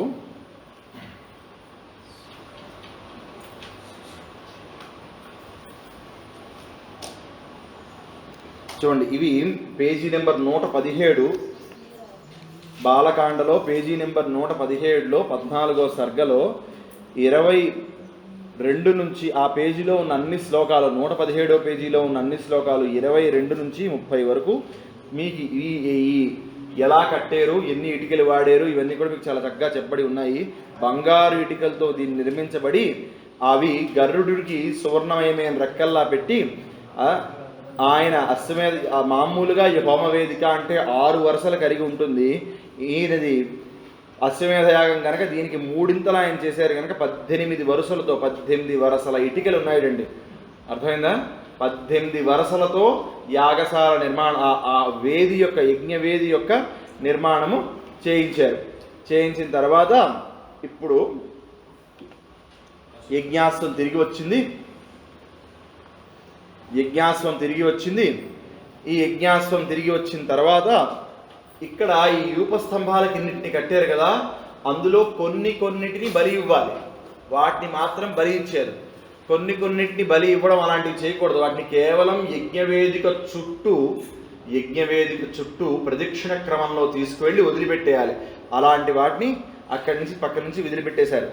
ఇప్పుడు ఇదంతా రాజుగారు చేస్తున్నారు, ఇదంతా రాజుగారు చూసుకుంటున్నారు. ఈ యజ్ఞం అంతా అవుతుందో లేదో మీకు నిన్న చెప్పాను. యజ్ఞం ప్రారంభించే ముందు దశరథుడు వెళ్ళి ఏం చెప్పాడు, ఎవరిని పిలిచాడు చెట్ట చివరి దశరథుడు? తన 3 భార్యల్ని, పత్ని స్థానంలో ఉన్న 3 పిలిచాడు. అవునా? ఆ పత్ని స్థానంలో ఉన్న 3, వారి 3లోని ప్రధానముగా ఉన్న వ్యక్తి పట్టమహిషి అంటారు. పట్టమహిషి అంటే రాజు. ఇప్పుడు ఎవరైనా సరే యువరాజుగా ఉన్నప్పుడే వాళ్ళు వివాహం చేసేస్తారు. అవునా?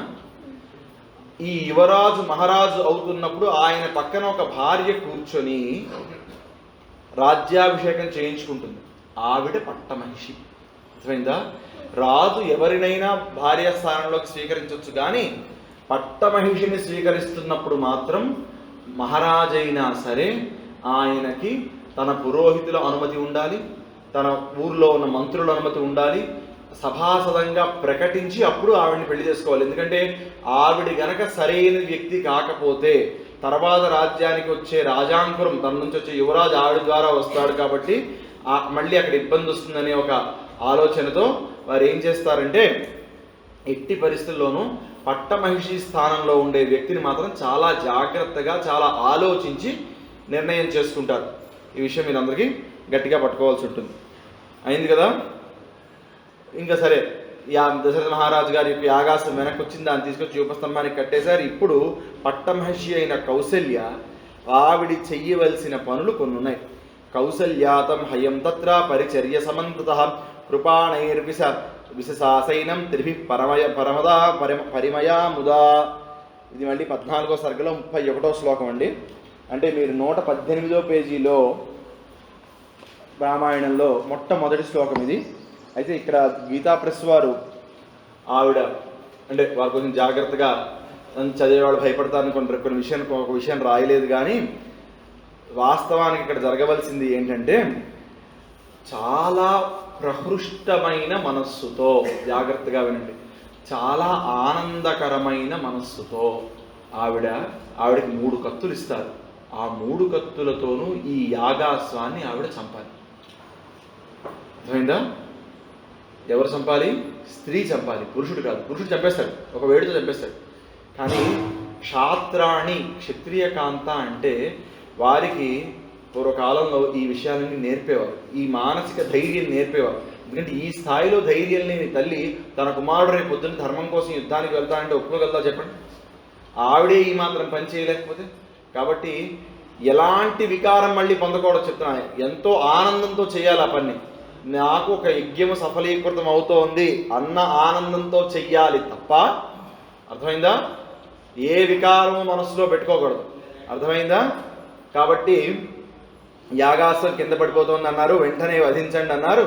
దాన్ని వెంటనే వధించారు. వధించిన తర్వాత అంటే ఒక రామాయణం అంటే వాల్మీకి రామాయణంలో అయితే ఆవిడ వధించింది అనే ఉంది. ఇంకొన్ని రామాయణాల్లో కొందరు రాస్తున్నప్పుడు ఎలా రాశారంటే అప్పటికే వధింపబడిన యాగాశ్వాన్ని 3 సూదులతో, బంగారు సూదులతో గుచ్చారు, అప్పటికే చనిపోయిన దాన్ని అని కొందరు రాశారు. కానీ వాల్మీకి రాసిందే మనకి ప్రధానము కాబట్టి వాల్మీకి రామాయణంలో అయితే ఆవిడ 3 కత్తులతో దాన్ని వధించింది అంది. ఆ తర్వాత మరొక పరమ పవిత్రమైన క్రతువు ఆవిడ చేయవలసి ఉంటుంది. అదేమిటంటే ఇప్పుడు ఈ చనిపోయిన యాగాశ్వం ఉంది కదా, దాన్ని పడుకోబెడతారు ఆ యాగశాలలో రాత్రి. దాని పక్కన ఈ పట్ట మనిషి పడుకోవాలి. ఎంత ఇబ్బంది! చనిపోయిన ఒక అశ్వం పక్కన ఈవిడ ఒక రాత్రంతా పరమ ప్రీతితో తన భర్త పక్కన పడుకుంటే తాను ఏ రకంగా భయం లేకుండా, సంకోచం లేకుండా, బెదురు జంకు లేకుండా పడుకుంటుందో అలా ఆ చనిపోయిన అశ్వం పక్కన ఆవిడ పడుకోవాలి. కొన్ని చోట్లయితే రాశారు, ఆవిడ పడుకున్న తర్వాత ఈ అశ్వం మీదకి ఆవిడ మీదకి కలిపి మరో దుప్పటిని ఈ ఋత్విక్కులు వారు వచ్చి వేస్తారు అని కూడా చెప్తారు.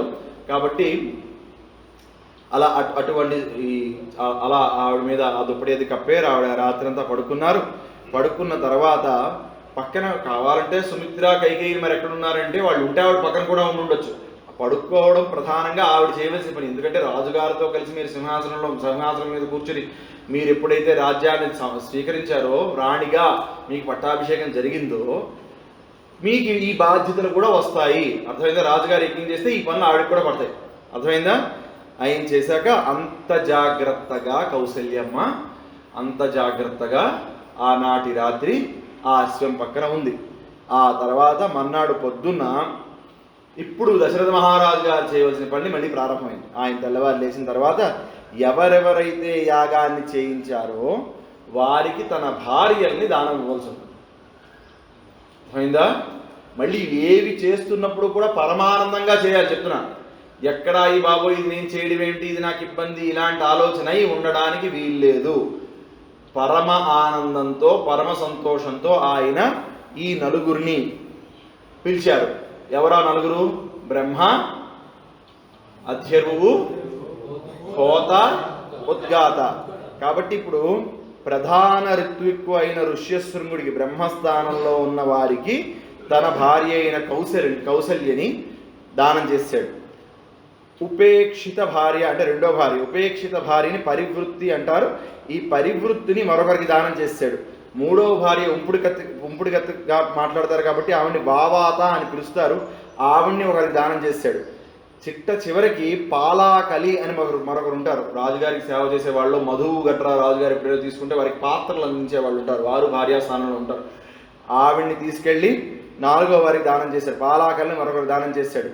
ఇప్పుడు దానం పొందిన నలుగురు ఋత్విక్కులు కేవలం వారి చేత్తో వీరిని తాకుతారు అంతే, అంతకుమించి ఇంకేం చేయరు. వారి చేత్తో ఈ భార్యలను తాకి అప్పుడు మళ్ళీ ఇక్కడ ఋత్విక్కులు అడగరు డబ్బు, ఎంతో కొంత ద్రవ్యం ఇచ్చి మళ్ళీ వాళ్ళు వెనక్కి తీసుకోవాలి. అర్థమైందా? కాబట్టి అక్కడ మళ్ళీ ఈ ఋత్విక్కుకి నాకు ఇంత డబ్బు అని ఇవ్వు అని అడిగే అధికారం మాత్రం ఋత్విక్కుకు లేదు. రాజుగారు ఎంత ఇద్దాం అనుకుంటే అంత ఇచ్చి మళ్ళీ వాళ్ళు వెనక్కి తీసుకోవాలి. అప్పుడు మళ్ళీ వారి నలుగురికి దానాలు ఇచ్చి వీరు మళ్ళీ నలుగురిని వెనక్కి తీసుకున్నాడు. తీసుకున్నాక ద్రవ్యాన్ని ఇచ్చి వాళ్ళని తీసుకున్న తర్వాత ఇప్పుడు మరొక ప్రధానమైన విషయము క్రతువు ప్రారంభమవుతోంది. అదేంటంటే ఇప్పుడు ఈ గుర్రం శరీరంలో వప అనో భాగం ఉంటుంది. గుర్రం శరీరంలో వప అనో భాగం ఉంటుంది. ఆ భాగాన్ని బాగా చదువుకున్నవాడు, చాలా జాగ్రత్తగా పనిచేయగలిగిన వాడు అయిన ఒక ఋత్విక్కు దాన్ని తీసి, ఆ వప భాగాన్ని తీసి, చనిపోయింది కదా గుర్రం, ఆ గుర్రంలోంచి ఆ భాగాన్ని తీసి దాన్ని సశాస్త్రీయంగా అగ్నిహోత్రంలో వేసి కాలుస్తాడు. అప్పుడు పొగ వస్తుంది కదండి, ఆ పొగ పీల్చాలి దశరథ మహారాజు. ఆ పొగ పీలిస్తే అప్పుడు ఆయనకున్న పాపం పోయినట్టు అవుతుంది. కాబట్టి ఆ అశ్వమేధ యజ్ఞం అప్పటికి పూర్తవుతుంది. కాబట్టి ఆ పొగ అది కాలుతూ ఉంటే ఆ పొగ అదే సుగంధంగా రాదు కదా పొగ, ఆ పొగ దగ్గరికి వెళ్ళి ఆయన పొగని పీలిస్తే ఆ పొగని ఆ మంత్రోచ్చారం నడుమ ఆయన పీల్చినప్పుడు దాన్ని అశ్వమేధ యాగము అంటారు. ఆ పొగని ఆయన పీలుస్తాడు, అలాగే పీల్చాడు. ఆ పీల్చగానే అప్పటిదాకా ఆయనకి ప్రతిబంధకంగా ఏదైతే అడ్డుగా నిలబడి ఉన్న పాపం ఉందో ఆ పాపము ఆ క్షణం నుంచి ఆయన నుండి దూరంగా వెళ్ళిపోయింది. అర్థమైందా? ఇదైన తర్వాత మహారాజు గారు తన రాజ్యం మొత్తాన్ని దానం చేయవచ్చు. ఇంతకుముందు తన భార్యల్ని దానం చేశాడు, ఇప్పుడు తన రాజ్యం మొత్తాన్ని దానం చేయవలసి ఉంటుంది. అది ఏమిటంటే 60,000 సంవత్సరాలు పరిపాలించాడండి. ఆ వయస్సులో ఒకటి భార్యల్ని దానం ఇచ్చి మళ్ళీ తీసుకున్నాడు, ఆ తర్వాత పొగ పీల్చాడు. ఇప్పుడు ఏం చేస్తున్నాడంటే మూడోది, తాను ఏ భూమి లేకుండా నిలబడిపోవాలి కాబట్టి తన తూర్పు దిక్కునున్న రాజ్యాన్నంతటినీ హోతకి దానం చేశాడు. పడమటి దిక్కునున్న రాజ్యాన్నంతటినీ అధ్వర్యువుకు దానం చేశాడు.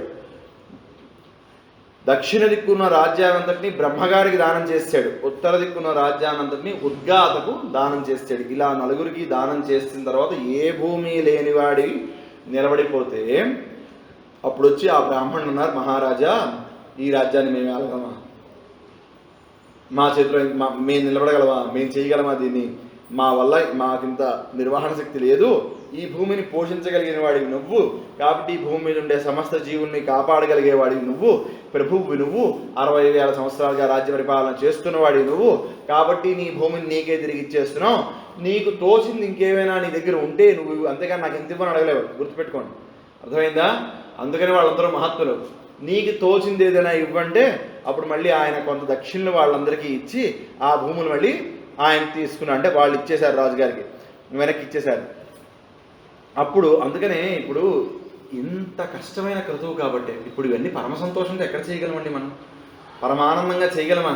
అసలు గట్టిగా గుడికి వెళ్తే అక్కడున్న అయ్యవారు పూజారి గారు, అయ్యా పూజ చేయించమంటారా, సహస్రమా అష్టోత్తరమా అంటే ఏది తొందరగా అవుతుందండి అని అడిగే పరిస్థితిలో ఉన్నాం మనం. 10 నిమిషాలు గుడిలో వీడు నిలబడ్డాడు, అవునా కదా? వీడు గుడికి వెళ్ళిన దగ్గర నుంచి అదే విచిత్రం, వీడికి ఫోన్లు వస్తూ ఉంటాయి.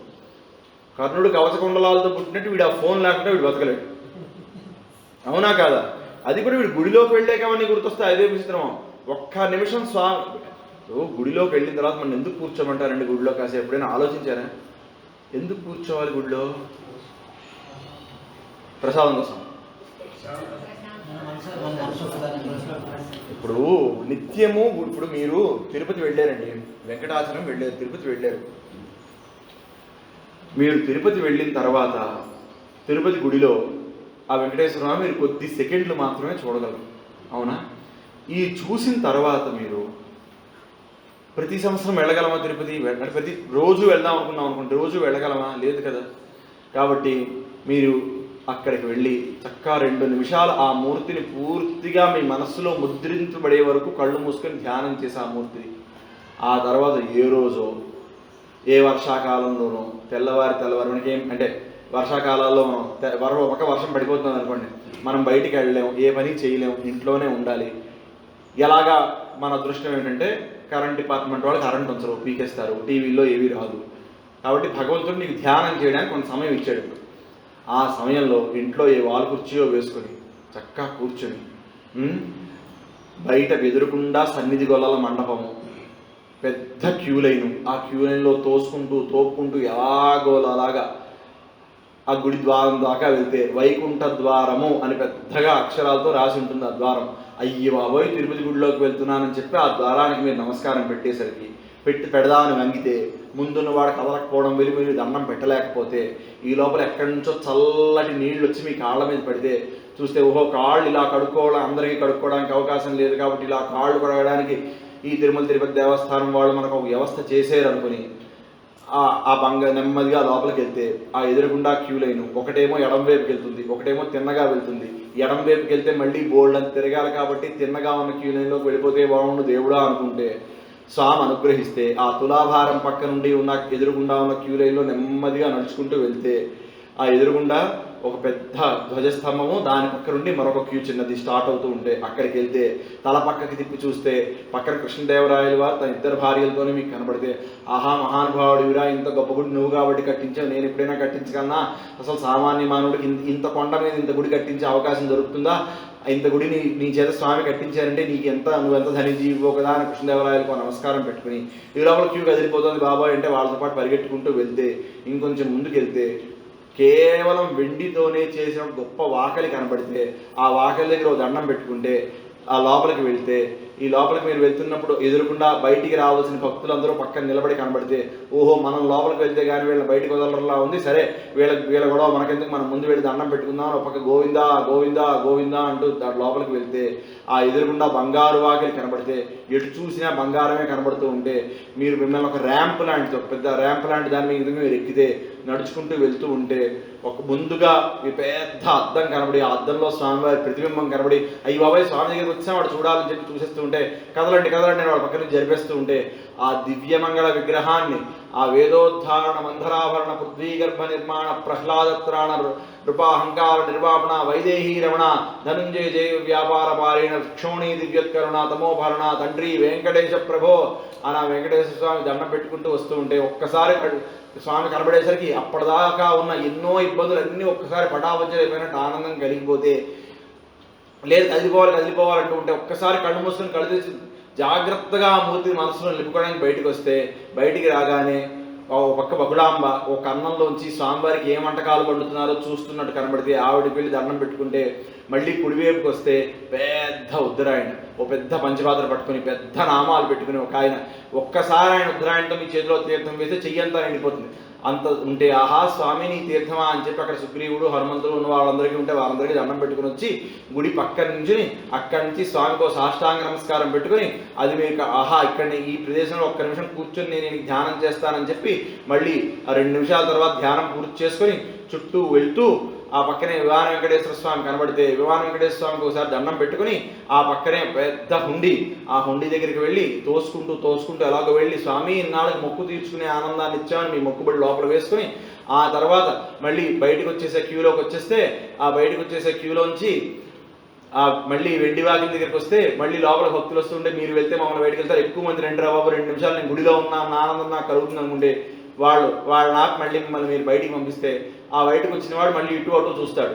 2 క్యూలు ఉంటాయి, ఓ క్యూలో దద్దోజనం పెడుతుంటారు, ఇంకో క్యూలో లడ్డు పెడుతుంటారు. ఏ క్యూలో లడ్డు ఉందా అని చూసుకొని ఆ క్యూలోకి వెళ్ళి అక్కడ లడ్డు తీసుకొని తినేసి ఆ పక్కకు వచ్చి అక్కడ చేతులు కడుక్కొని అక్కడే కాస్త నీళ్లు తాగి, ఎందుకంటే తిరుపతి ప్రసాదం తిన్నాం కదా నోటంటే ఏ మాట రాకూడదని చెప్పి నీళ్లు తాగి బయటకు వస్తూ ఉంటే అనంతాచార్యుల వారికి పెద్ద గడ్డపార కనబడితే అబ్బా ఈ గడ్డపారతో కదూ దీనివల్ల దెబ్బ తగిలితే కదూ ఇప్పటికి చందనం పెట్టుకున్నాడు శ్రీనివాసుడు అనుకుంటూ మళ్ళీ ఆ మహాద్వారంలో వచ్చి బయటకు వచ్చేస్తూ ఉంటే మనందరం ఇప్పుడు తిరుపతిలో వెంకటేశ్వర స్వామిని చూసామా లేదా, ఆ గుడంతా మీకు కనపడిందా లేదా?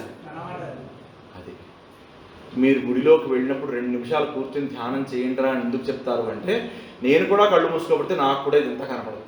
అది మీరు ఇంట్లో కూర్చొని బాల్ కుర్చీలో కూర్చొని 2 నిమిషాల్లో తిరుపతి వెళ్ళారా లేదా, దండం పెట్టారా లేదా, బయటకు వచ్చారా లేదా, అవునా కాదా?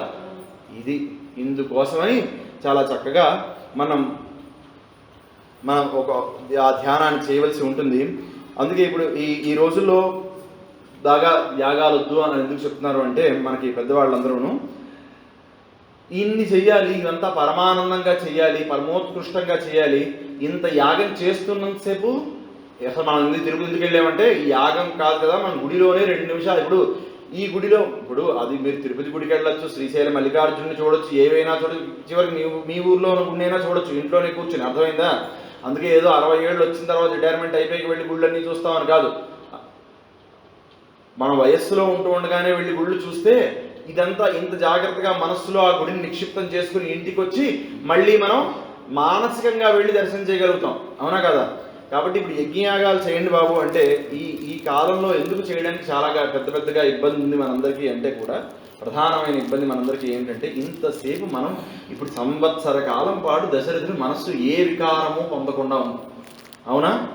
ఇంత పని చేస్తున్నప్పుడు కూడా కౌసల్యమ్మ అలాగే నిలబడింది తప్ప ఏ బాబు ఏమిటి నాకు ఈ పనులన్నీ ఎందుకు ఈ యజ్ఞాలు యాగాలు ఇవన్నీ చేస్తున్నాడు బుర్ర తినేస్తున్నాడు నా భర్త అనుకోకుండా ఆవిడ ఎంతో ఆనందంగా ఇవన్నీ చేస్తుంది. అసలు వింటున్నప్పుడే మనం ఇబ్బంది పడిపోతున్నాము, అలాంటిది చెయ్యడానికి కౌశల్యం ఎంత ఇబ్బంది పడి ఉంటుందో ఆలోచించండి. కానీ దాన్ని ఆవిడ పరమ సంతోషంగా చేసింది. చేసిన తర్వాత ఋత్విక్కులు తిరిగి ఇచ్చేశారు భూమిని. కాబట్టి ఇవన్నీ మనం వాళ్ళ రోజున చేయలేం. కాబట్టి ఏ చిన్న తప్పు జరిగినా యజ్ఞయాగాల్లో ఆ ఫలితం మనకి దక్కదు. కాబట్టి చిన్న తప్పు కూడా ఈ మొత్తం క్రతువులో జరగకూడదు. కాబట్టి దాన్నంతటినీ చాలా సులభం చేసేసి మీకు చెప్పాను కదండి, అశ్వమేధ యాగం కలియుగంలో మనం ఎవరైనా చేయలేం. కాబట్టి కంచి పరమాచార్య స్వామి వారు అనాథ ప్రేత సంస్కారం చేయండి అయ్యా. కనీసం అది ఉన్నప్పుడు ఆ ప్రేత సంస్కారం చేస్తున్నప్పుడు కూడా మనసులో వికారాలు ఏం పొందవు, అక్కడే ఉంటుంది కాబట్టి మనసు. కాబట్టి దానినే జాగ్రత్తగా చేయండి అని చెప్పారు. అయిన తర్వాత ఈ భూమిని రాజు మళ్ళీ తిరిగి స్వీకరించిన తర్వాత మొట్టమొదటి రోజున చతుష్టోమం అనే హోమం చేశాడు, రెండో రోజు ఉక్తము అనే హోమం చేశాడు, మూడో రోజు నాడు అతిరాత్రము అనే హోమం చేశాడు. ఈ 3 హోమాలు చేసిన తర్వాత అశ్వమేధ యాగం పూర్తయిపోయింది. పూర్తయిపోయిన తర్వాత ఆయన దగ్గర ఉన్న మొత్తం డబ్బంతా దశరథ మహారాజు దానాలు చేసేస్తే, ఇంత దానం అన్ని దానాలు చేసి అమ్మయ్య డబ్బంతా అయిపోయింది, ఖాళీ అయిపోయింది ఖజానా అనుకున్న సమయంలో ఓ నిరుపేద బ్రాహ్మణుడు వచ్చాడు. అయ్యా ఏమైనా ఉంటే ఇప్పించండి. అప్పుడు చేతికి ఉన్న కంకణం, ముంజేతి కంకణం తీసేసి ఆయనకి ఇచ్చేసి, అయ్యా మహానుభావ నాకు పుత్రులు కలిగేలా ఆశీర్వదించండి అందరికీ చెప్పేసరికి ఈ వచ్చిన బ్రాహ్మణులు హోత, ఉద్గాత, అధ్వర్యువు, బ్రహ్మ అందరూ పరవశించిపోయారు. మహారాజా ఏమి యజ్ఞం చేసేవయ్యా, ఎంత గొప్పగా చేసేవయ్యా అని చెప్పి చాలా ఆనందపడిపోయామయ్యా, గొప్ప మహదానందంగా ఉంది అని చెప్పిన తర్వాత ఈ లోపల ఋష్యశృంగ మహర్షి పరిగెట్టుకుంటూ వచ్చాడు. ఈ దగ్గరికి వచ్చన్నాడు, మహారాజా ఇప్పుడు నీ చేత నేను ఒక ఇష్టి అంటే ఒక చిన్న యజ్ఞం చేయిస్తాను, ఇది అథర్వణ వేదంలో వచ్చి చెప్పండి ఇష్టి కాబట్టి తొందరగా రా పీటల మీద కూర్చోవాలి.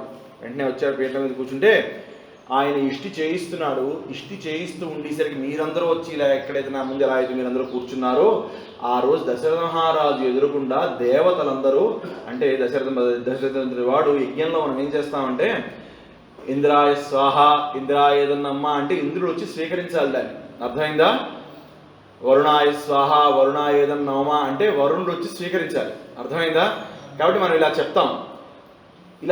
అందుకని దశరథ మహారాజు అప్పుడు వాళ్ళందరూ సూక్ష్మ రూపాల్లో అక్కడికి వచ్చి కూర్చుంటారు. వచ్చి ఎవరెవరిని పిలుస్తున్నప్పుడు వాళ్ళు వచ్చి దాన్ని స్వీకరిస్తూ ఉంటారు. వాళ్ళు మన కంటికి కనపడాల్సిన అవసరం ఏం లేదు. అలా వీళ్ళందరూ సూక్ష్మ రూపాల్లో వచ్చారు, అక్కడ వచ్చి కూర్చున్నారు, అందరూ కనబడుతున్నారు ఒకరికొకరు అక్కడ. ఎందుకంటే వాళ్ళు మహానుభావులు పిలుస్తున్నారు కాబట్టి దేవతాగణం అందరూ వచ్చారు, వాళ్ళు సశరీరులుగానే వచ్చారని మనం అనుకుందాం.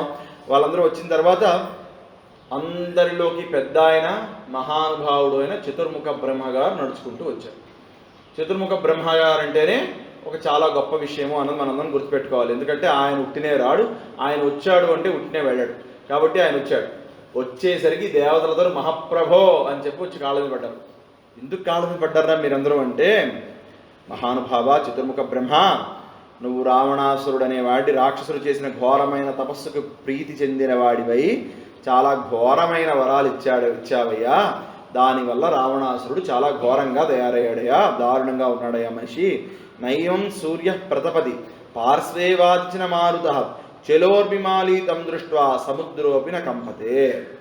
అంటే ఇప్పుడు ఏం చేస్తున్నా అంటే రావణుడు ఆ సమయానికి, ఇప్పుడు రావణాసురుడు బయటికి వెళ్ళాలనుకోండి, అది మధ్యాహ్నం 12 అయినా సరే సూర్యుడు కనుక గట్టిగా ప్రకాశిస్తున్నాడు అనుకోండి, నిండ కాస్తుంది అనుకోండి, నేను బయటకు వస్తున్నానని తెలీదా అంటే ఇప్పుడు బయట ఎలా ఉందో అలా ఉండాలి సూర్యుడు, ఎందుకంటే నేను బయటకు వెళ్తున్నాడు కాబట్టి. ఇప్పుడు చూడండి బయట ఎలా ఉన్నాడో సూర్యుడు, అలా ఉండాలి సూర్యుడు. చక్కగా చల్లటి గాలి, ఇప్పుడు గాలి ఉన్నదనుకోండి, గాలి వస్తున్నప్పుడు గట్టిగా వస్తుంది, గాలి గట్టిగా వీస్తుంది అనుకోండి, మనవాడు బయటకు వెళ్తున్నాడు అనుకోండి, నెమ్మదిగా వీయాలని తెలియదా అంటే చల్లగా పిల్ల తమ్మెరలా ఆయన గాలి వీస్తూ ఉంటే ఉంటాడు అనమాట. అంటే అలా ఆ స్థాయికి వచ్చేసాడు రావణాసురుడు ఇప్పుడు, అర్థమైందా? అదే రావణాసురుడి ఇంట్లో అప్పడాలు ఒడియాలో ఎండబెట్టుకోవాలనుకోండి, ప్రకాశించడం అంటే ఈ ఇంట్లోకి వెళ్ళినప్పుడు ఆయన గట్టిగా ప్రకాశించి ఆయన అప్పడాలు ఒడియాలు ఈయన ఎండబెట్టాలి. చివరికి సూర్యుడి పరిస్థితిని అక్కడికి తెచ్చాడు, అర్థమైందా? సరే, ఇప్పుడు రావణాసురుడి ఇంట్లో కొడుకో మనవడు ఆడుకుందాం అనుకున్నాడు అనుకోండి, ఆ రోజు అమావాస్య అనుకోండి, గట్టిగా చూసి చంద్రుడు ఇవాళ ప్రకాశించడం అంటే కాదు అమావాస్య నుండే, నువ్వు ఉండాలా వద్దా అంటే అమావాస్య నాడైనా చంద్రుడు పున్నమలా వెలగవలసిందే. అలా ఆ స్థాయిలో నవగ్రహాలని చేతిలో పెట్టుకొని మహానుభావుడు చేస్తున్నాడు. ఇదంతా ఒక ఎత్తు అయితే, ఇప్పుడు లంక పక్కన ఏమిటి ఉంటుందండి? లంక పక్కన ఏమిటి ఉంటుంది? సముద్రం. సముద్రం దగ్గరికి వెళ్ళినప్పుడు ఎప్పుడూ హోరు ఉంటుంది, అవునా కాదా? మన ప్రకాశం జిల్లా వారికి వాళ్ళకి గట్టిగా తెలుస్తుంది. సముద్రం దగ్గరికి ఎప్పుడు వెళ్ళినా సముద్రంలోంచి హోరు వస్తూ ఉంటుంది, ఎప్పుడు ఆ కెరటాలు వచ్చి పడుతూ ఉంటాయి, ఆ కెరటాలు వచ్చి విరిగి పడిపోతుంటాయి, అలా ఉంటాయి. ఇప్పుడు రావణాసుడికి వెళ్ళాలనిపించింది అనుకోండి, ఏమిటి కెరటాలు ఇవన్నీ అంటే ఓ చెరువు ఉన్నట్టు ప్రశాంతంగా ఏ గాలి ఏ నిప్పు లేకుండా నేను కూడా చెరువునే మహాప్రభో అన్నట్టు నిలబడి ఉండాలి సముద్రం. అలా ఇలా ప్రపంచంలో ప్రకృతినే మార్చేస్తున్నాడయ్యా. పోనీ ఎక్కడైనా యజ్ఞమో యాగమో చేసుకుంటూ ఉంటే అవి జరగనివ్వడు. పరభార్య, ఇది అన్నిటికన్నా పెద్ద ఇబ్బంది ఏమిటంటే పరభార్యల్ని తన భార్యలుగా చేసుకుంటున్నాడు. అర్థమైందా? పరభార్యలని ఎంత చదువుకుంటే ఏం ప్రయోజనం ఈ పని చేస్తున్నప్పుడు? పరభార్యల్ని తన భార్యలుగా చేసుకుంటున్నాడు. అందరినీ క్షోభ పెడుతున్నాడు మహానుభావ. ఋషుల్ని చంపేస్తున్నాడు, బ్రాహ్మణుని చంపేస్తున్నాడు, దేవతల్ని బాధ పెడుతున్నాడు. అసలు వేద ప్రోక్తంగా పూజా పునస్కారం కూడా ఎక్కడా జరగకుండా చేస్తున్నాడు. ఇన్నిట్లో మేము ఆయన చేతిలో ఓడిపోతున్నాం, కాబట్టి మమ్మల్ని ఎవడు రక్షిస్తాడు? అసలు రావణాసురుణ్ణి చంపే ఉపాయం అంటూ ఏదైనా ఉందా? ఏమంటే దేవతలందరూ ఇలా ఎందుకు మాట్లాడారు అని మీరు అందరూ అనుకోవచ్చు. అసలు 10 మంది ఒక చోట కూడేమనుకోండి, ఓ పెళ్లిలోనో ఎక్కడైనా కామన్ టాపిక్ అని ఒకటి ఉంటుంది. ప్రధానంగా పురుషులందరికీ అయితే ఇప్పుడు అనుకోండి, ఈ సమయంలో ఎక్కడైనా మీరు కలిస్తే ఎన్నికలు కామన్ టాపిక్, అవునా కదా? మీ దగ్గర ఎవడు గెలుస్తున్నా అంటే మీ దగ్గర ఎలా ఉంది ఏవో మాట్లాడుతూ ఉంటాం, అవునా కదా? ఇప్పుడు రావణాసురుడు ప్రపంచానికి కామన్ టాపిక్ అయిపోయాడు. అర్థమైందా? ఏ ఇద్దరు కలిసినా వయ్యి బాబోయ్ వాడిలా చంపేస్తున్నా అంటే వీడిలా చంపేస్తున్నా అంటూ రావణాసురుడు తిట్టుకునే పరిస్థితి. అంటే రావణాసురుడు ఎంత ఉధృతితో ఉన్నాడో మీరు ఆలోచించండి. ఎంతమంది ఎన్ని చోట్ల కలుస్తున్నా వాళ్ళందరూ బాధపడుతున్నారు. అప్పుడు చతుర్ముఖ బ్రహ్మగారు అన్నారు, అవునయ్యా మీరందరూ అడిగారు, బాగుంది. అంటే వీళ్ళందరూ అన్నారు, మహాప్రభు ఎలాగోలా వాడిని ఎలా చంపాలో మీరు చెప్పండి అంటే అప్పుడు ఆయన అన్నారు, సరే నాకు తెలుస్తున్నాయి, నాకు వినపడుతున్నాయి ఈ మాటలన్నీ, చాలామంది నా దగ్గరికి కూడా వచ్చి చెప్తున్నారు. అయితే అతను నా గురించి తపస్సు చేసి నా నుంచి వరాలు తీసుకున్నాడు కాబట్టి అతను ఒక వరం కోరుకున్నాడయ్యా, చావు లేకుండా. అంటే ముందు చావు లేకుండా వరం కావాలన్నాడు. అది కుదరదని నేను చెప్తే అతను లిస్టు చదివాడు. ఆ లిస్టు ఏమిటంటే, నేను రాక్షసుల చేతిలో చావకూడదు, దానవుల చేతిలో చావకూడదు, యక్ష గంధర్వ కిన్నర కింపురుషాదుల చేతిలో చావకూడదు. కాబట్టి ఆయన వదిలిపెట్టేసింది మొత్తం లిస్టులో ఎవరిని అంటే మానవులను మాత్రమే. కాబట్టి కేవలము ఒక మానవుడు మాత్రమే రావణాసురుని సంహరింపగలుగుతాడు అని ఇలా చెప్పేసరికి బ్రహ్మ ఇలా చెప్పారు. దేవతలందరికీ అర్థమైంది, అమ్మయ్య ఎవడైనా ఒక మనిషి వెళ్ళి రావణాసురుని చంపగలడు అని ఒక చిన్న విషయం అర్థమైంది. అర్థం అవగానే శ్రీ మహావిష్ణువు అక్కడ ఒక్కసారి వచ్చి ప్రత్యక్షమైపోయారు. సరే, అందరికీ ఏదో బ్రేక్ కావాల్సి వచ్చేలా ఉంది కాబట్టి ఒక్కసారి నేను ఇక్కడ ఆపుతాను. ఓ 10 నిమిషాలు ఆగి మళ్ళీ మనందరం కూర్చుందాం. శ్రీ మహావిష్ణువు వీళ్ళందరికీ ఏం చెప్తున్నారో చూద్దాం. స్వస్తి ప్రజాభ్యః పరిపాలయంతాం న్యాయేన మార్గేణ మహిమహీసాః గోబ్రాహ్మణేభ్యः సోమసత్యం లోకాః సమస్తాః సుఖినో భవంతు. కాళే వర్షపర్జన్య పృథ్వీసస్సార్ణీ దేశోऽयं శోభరహితో బ్రాహ్మణాः సन्तు నిర్భయాः పుత్రాः పుత్రిణः సन्तు భవन्तः అధనాస్తనాసన్ జీవన్ శరదాం శతం చరితం రఘునాథకోటి ప్రవిస్తరం ఏకైకమక్షరం ప్రోక్తం మహాపాదనాశనం శృణ్వన్ రామాయణ భక్త్యా పాదం పద్మేనవాస యాది బ్రహ్మణస్థానం బ్రహ్మణా పూజ్యతే సదా. ఓం మంగళం కోసలేంద్రాయ మహనీయురాత్మనే చక్రవర్తనోజాయ సార్వభౌమాయ మంగళం. ఉమాకాంతాయ కాంతాయ కామితార్థప్రదాయనే శ్రీగిరీసాయ దేవాయ మరినాథాయ మంగళం. సర్వం శ్రీ సాయి సింహాసనం శరణార్థమస్తు. స్వస్తి. 11:05 అయింది. 11:20కి మళ్ళీ కలుద్దాం.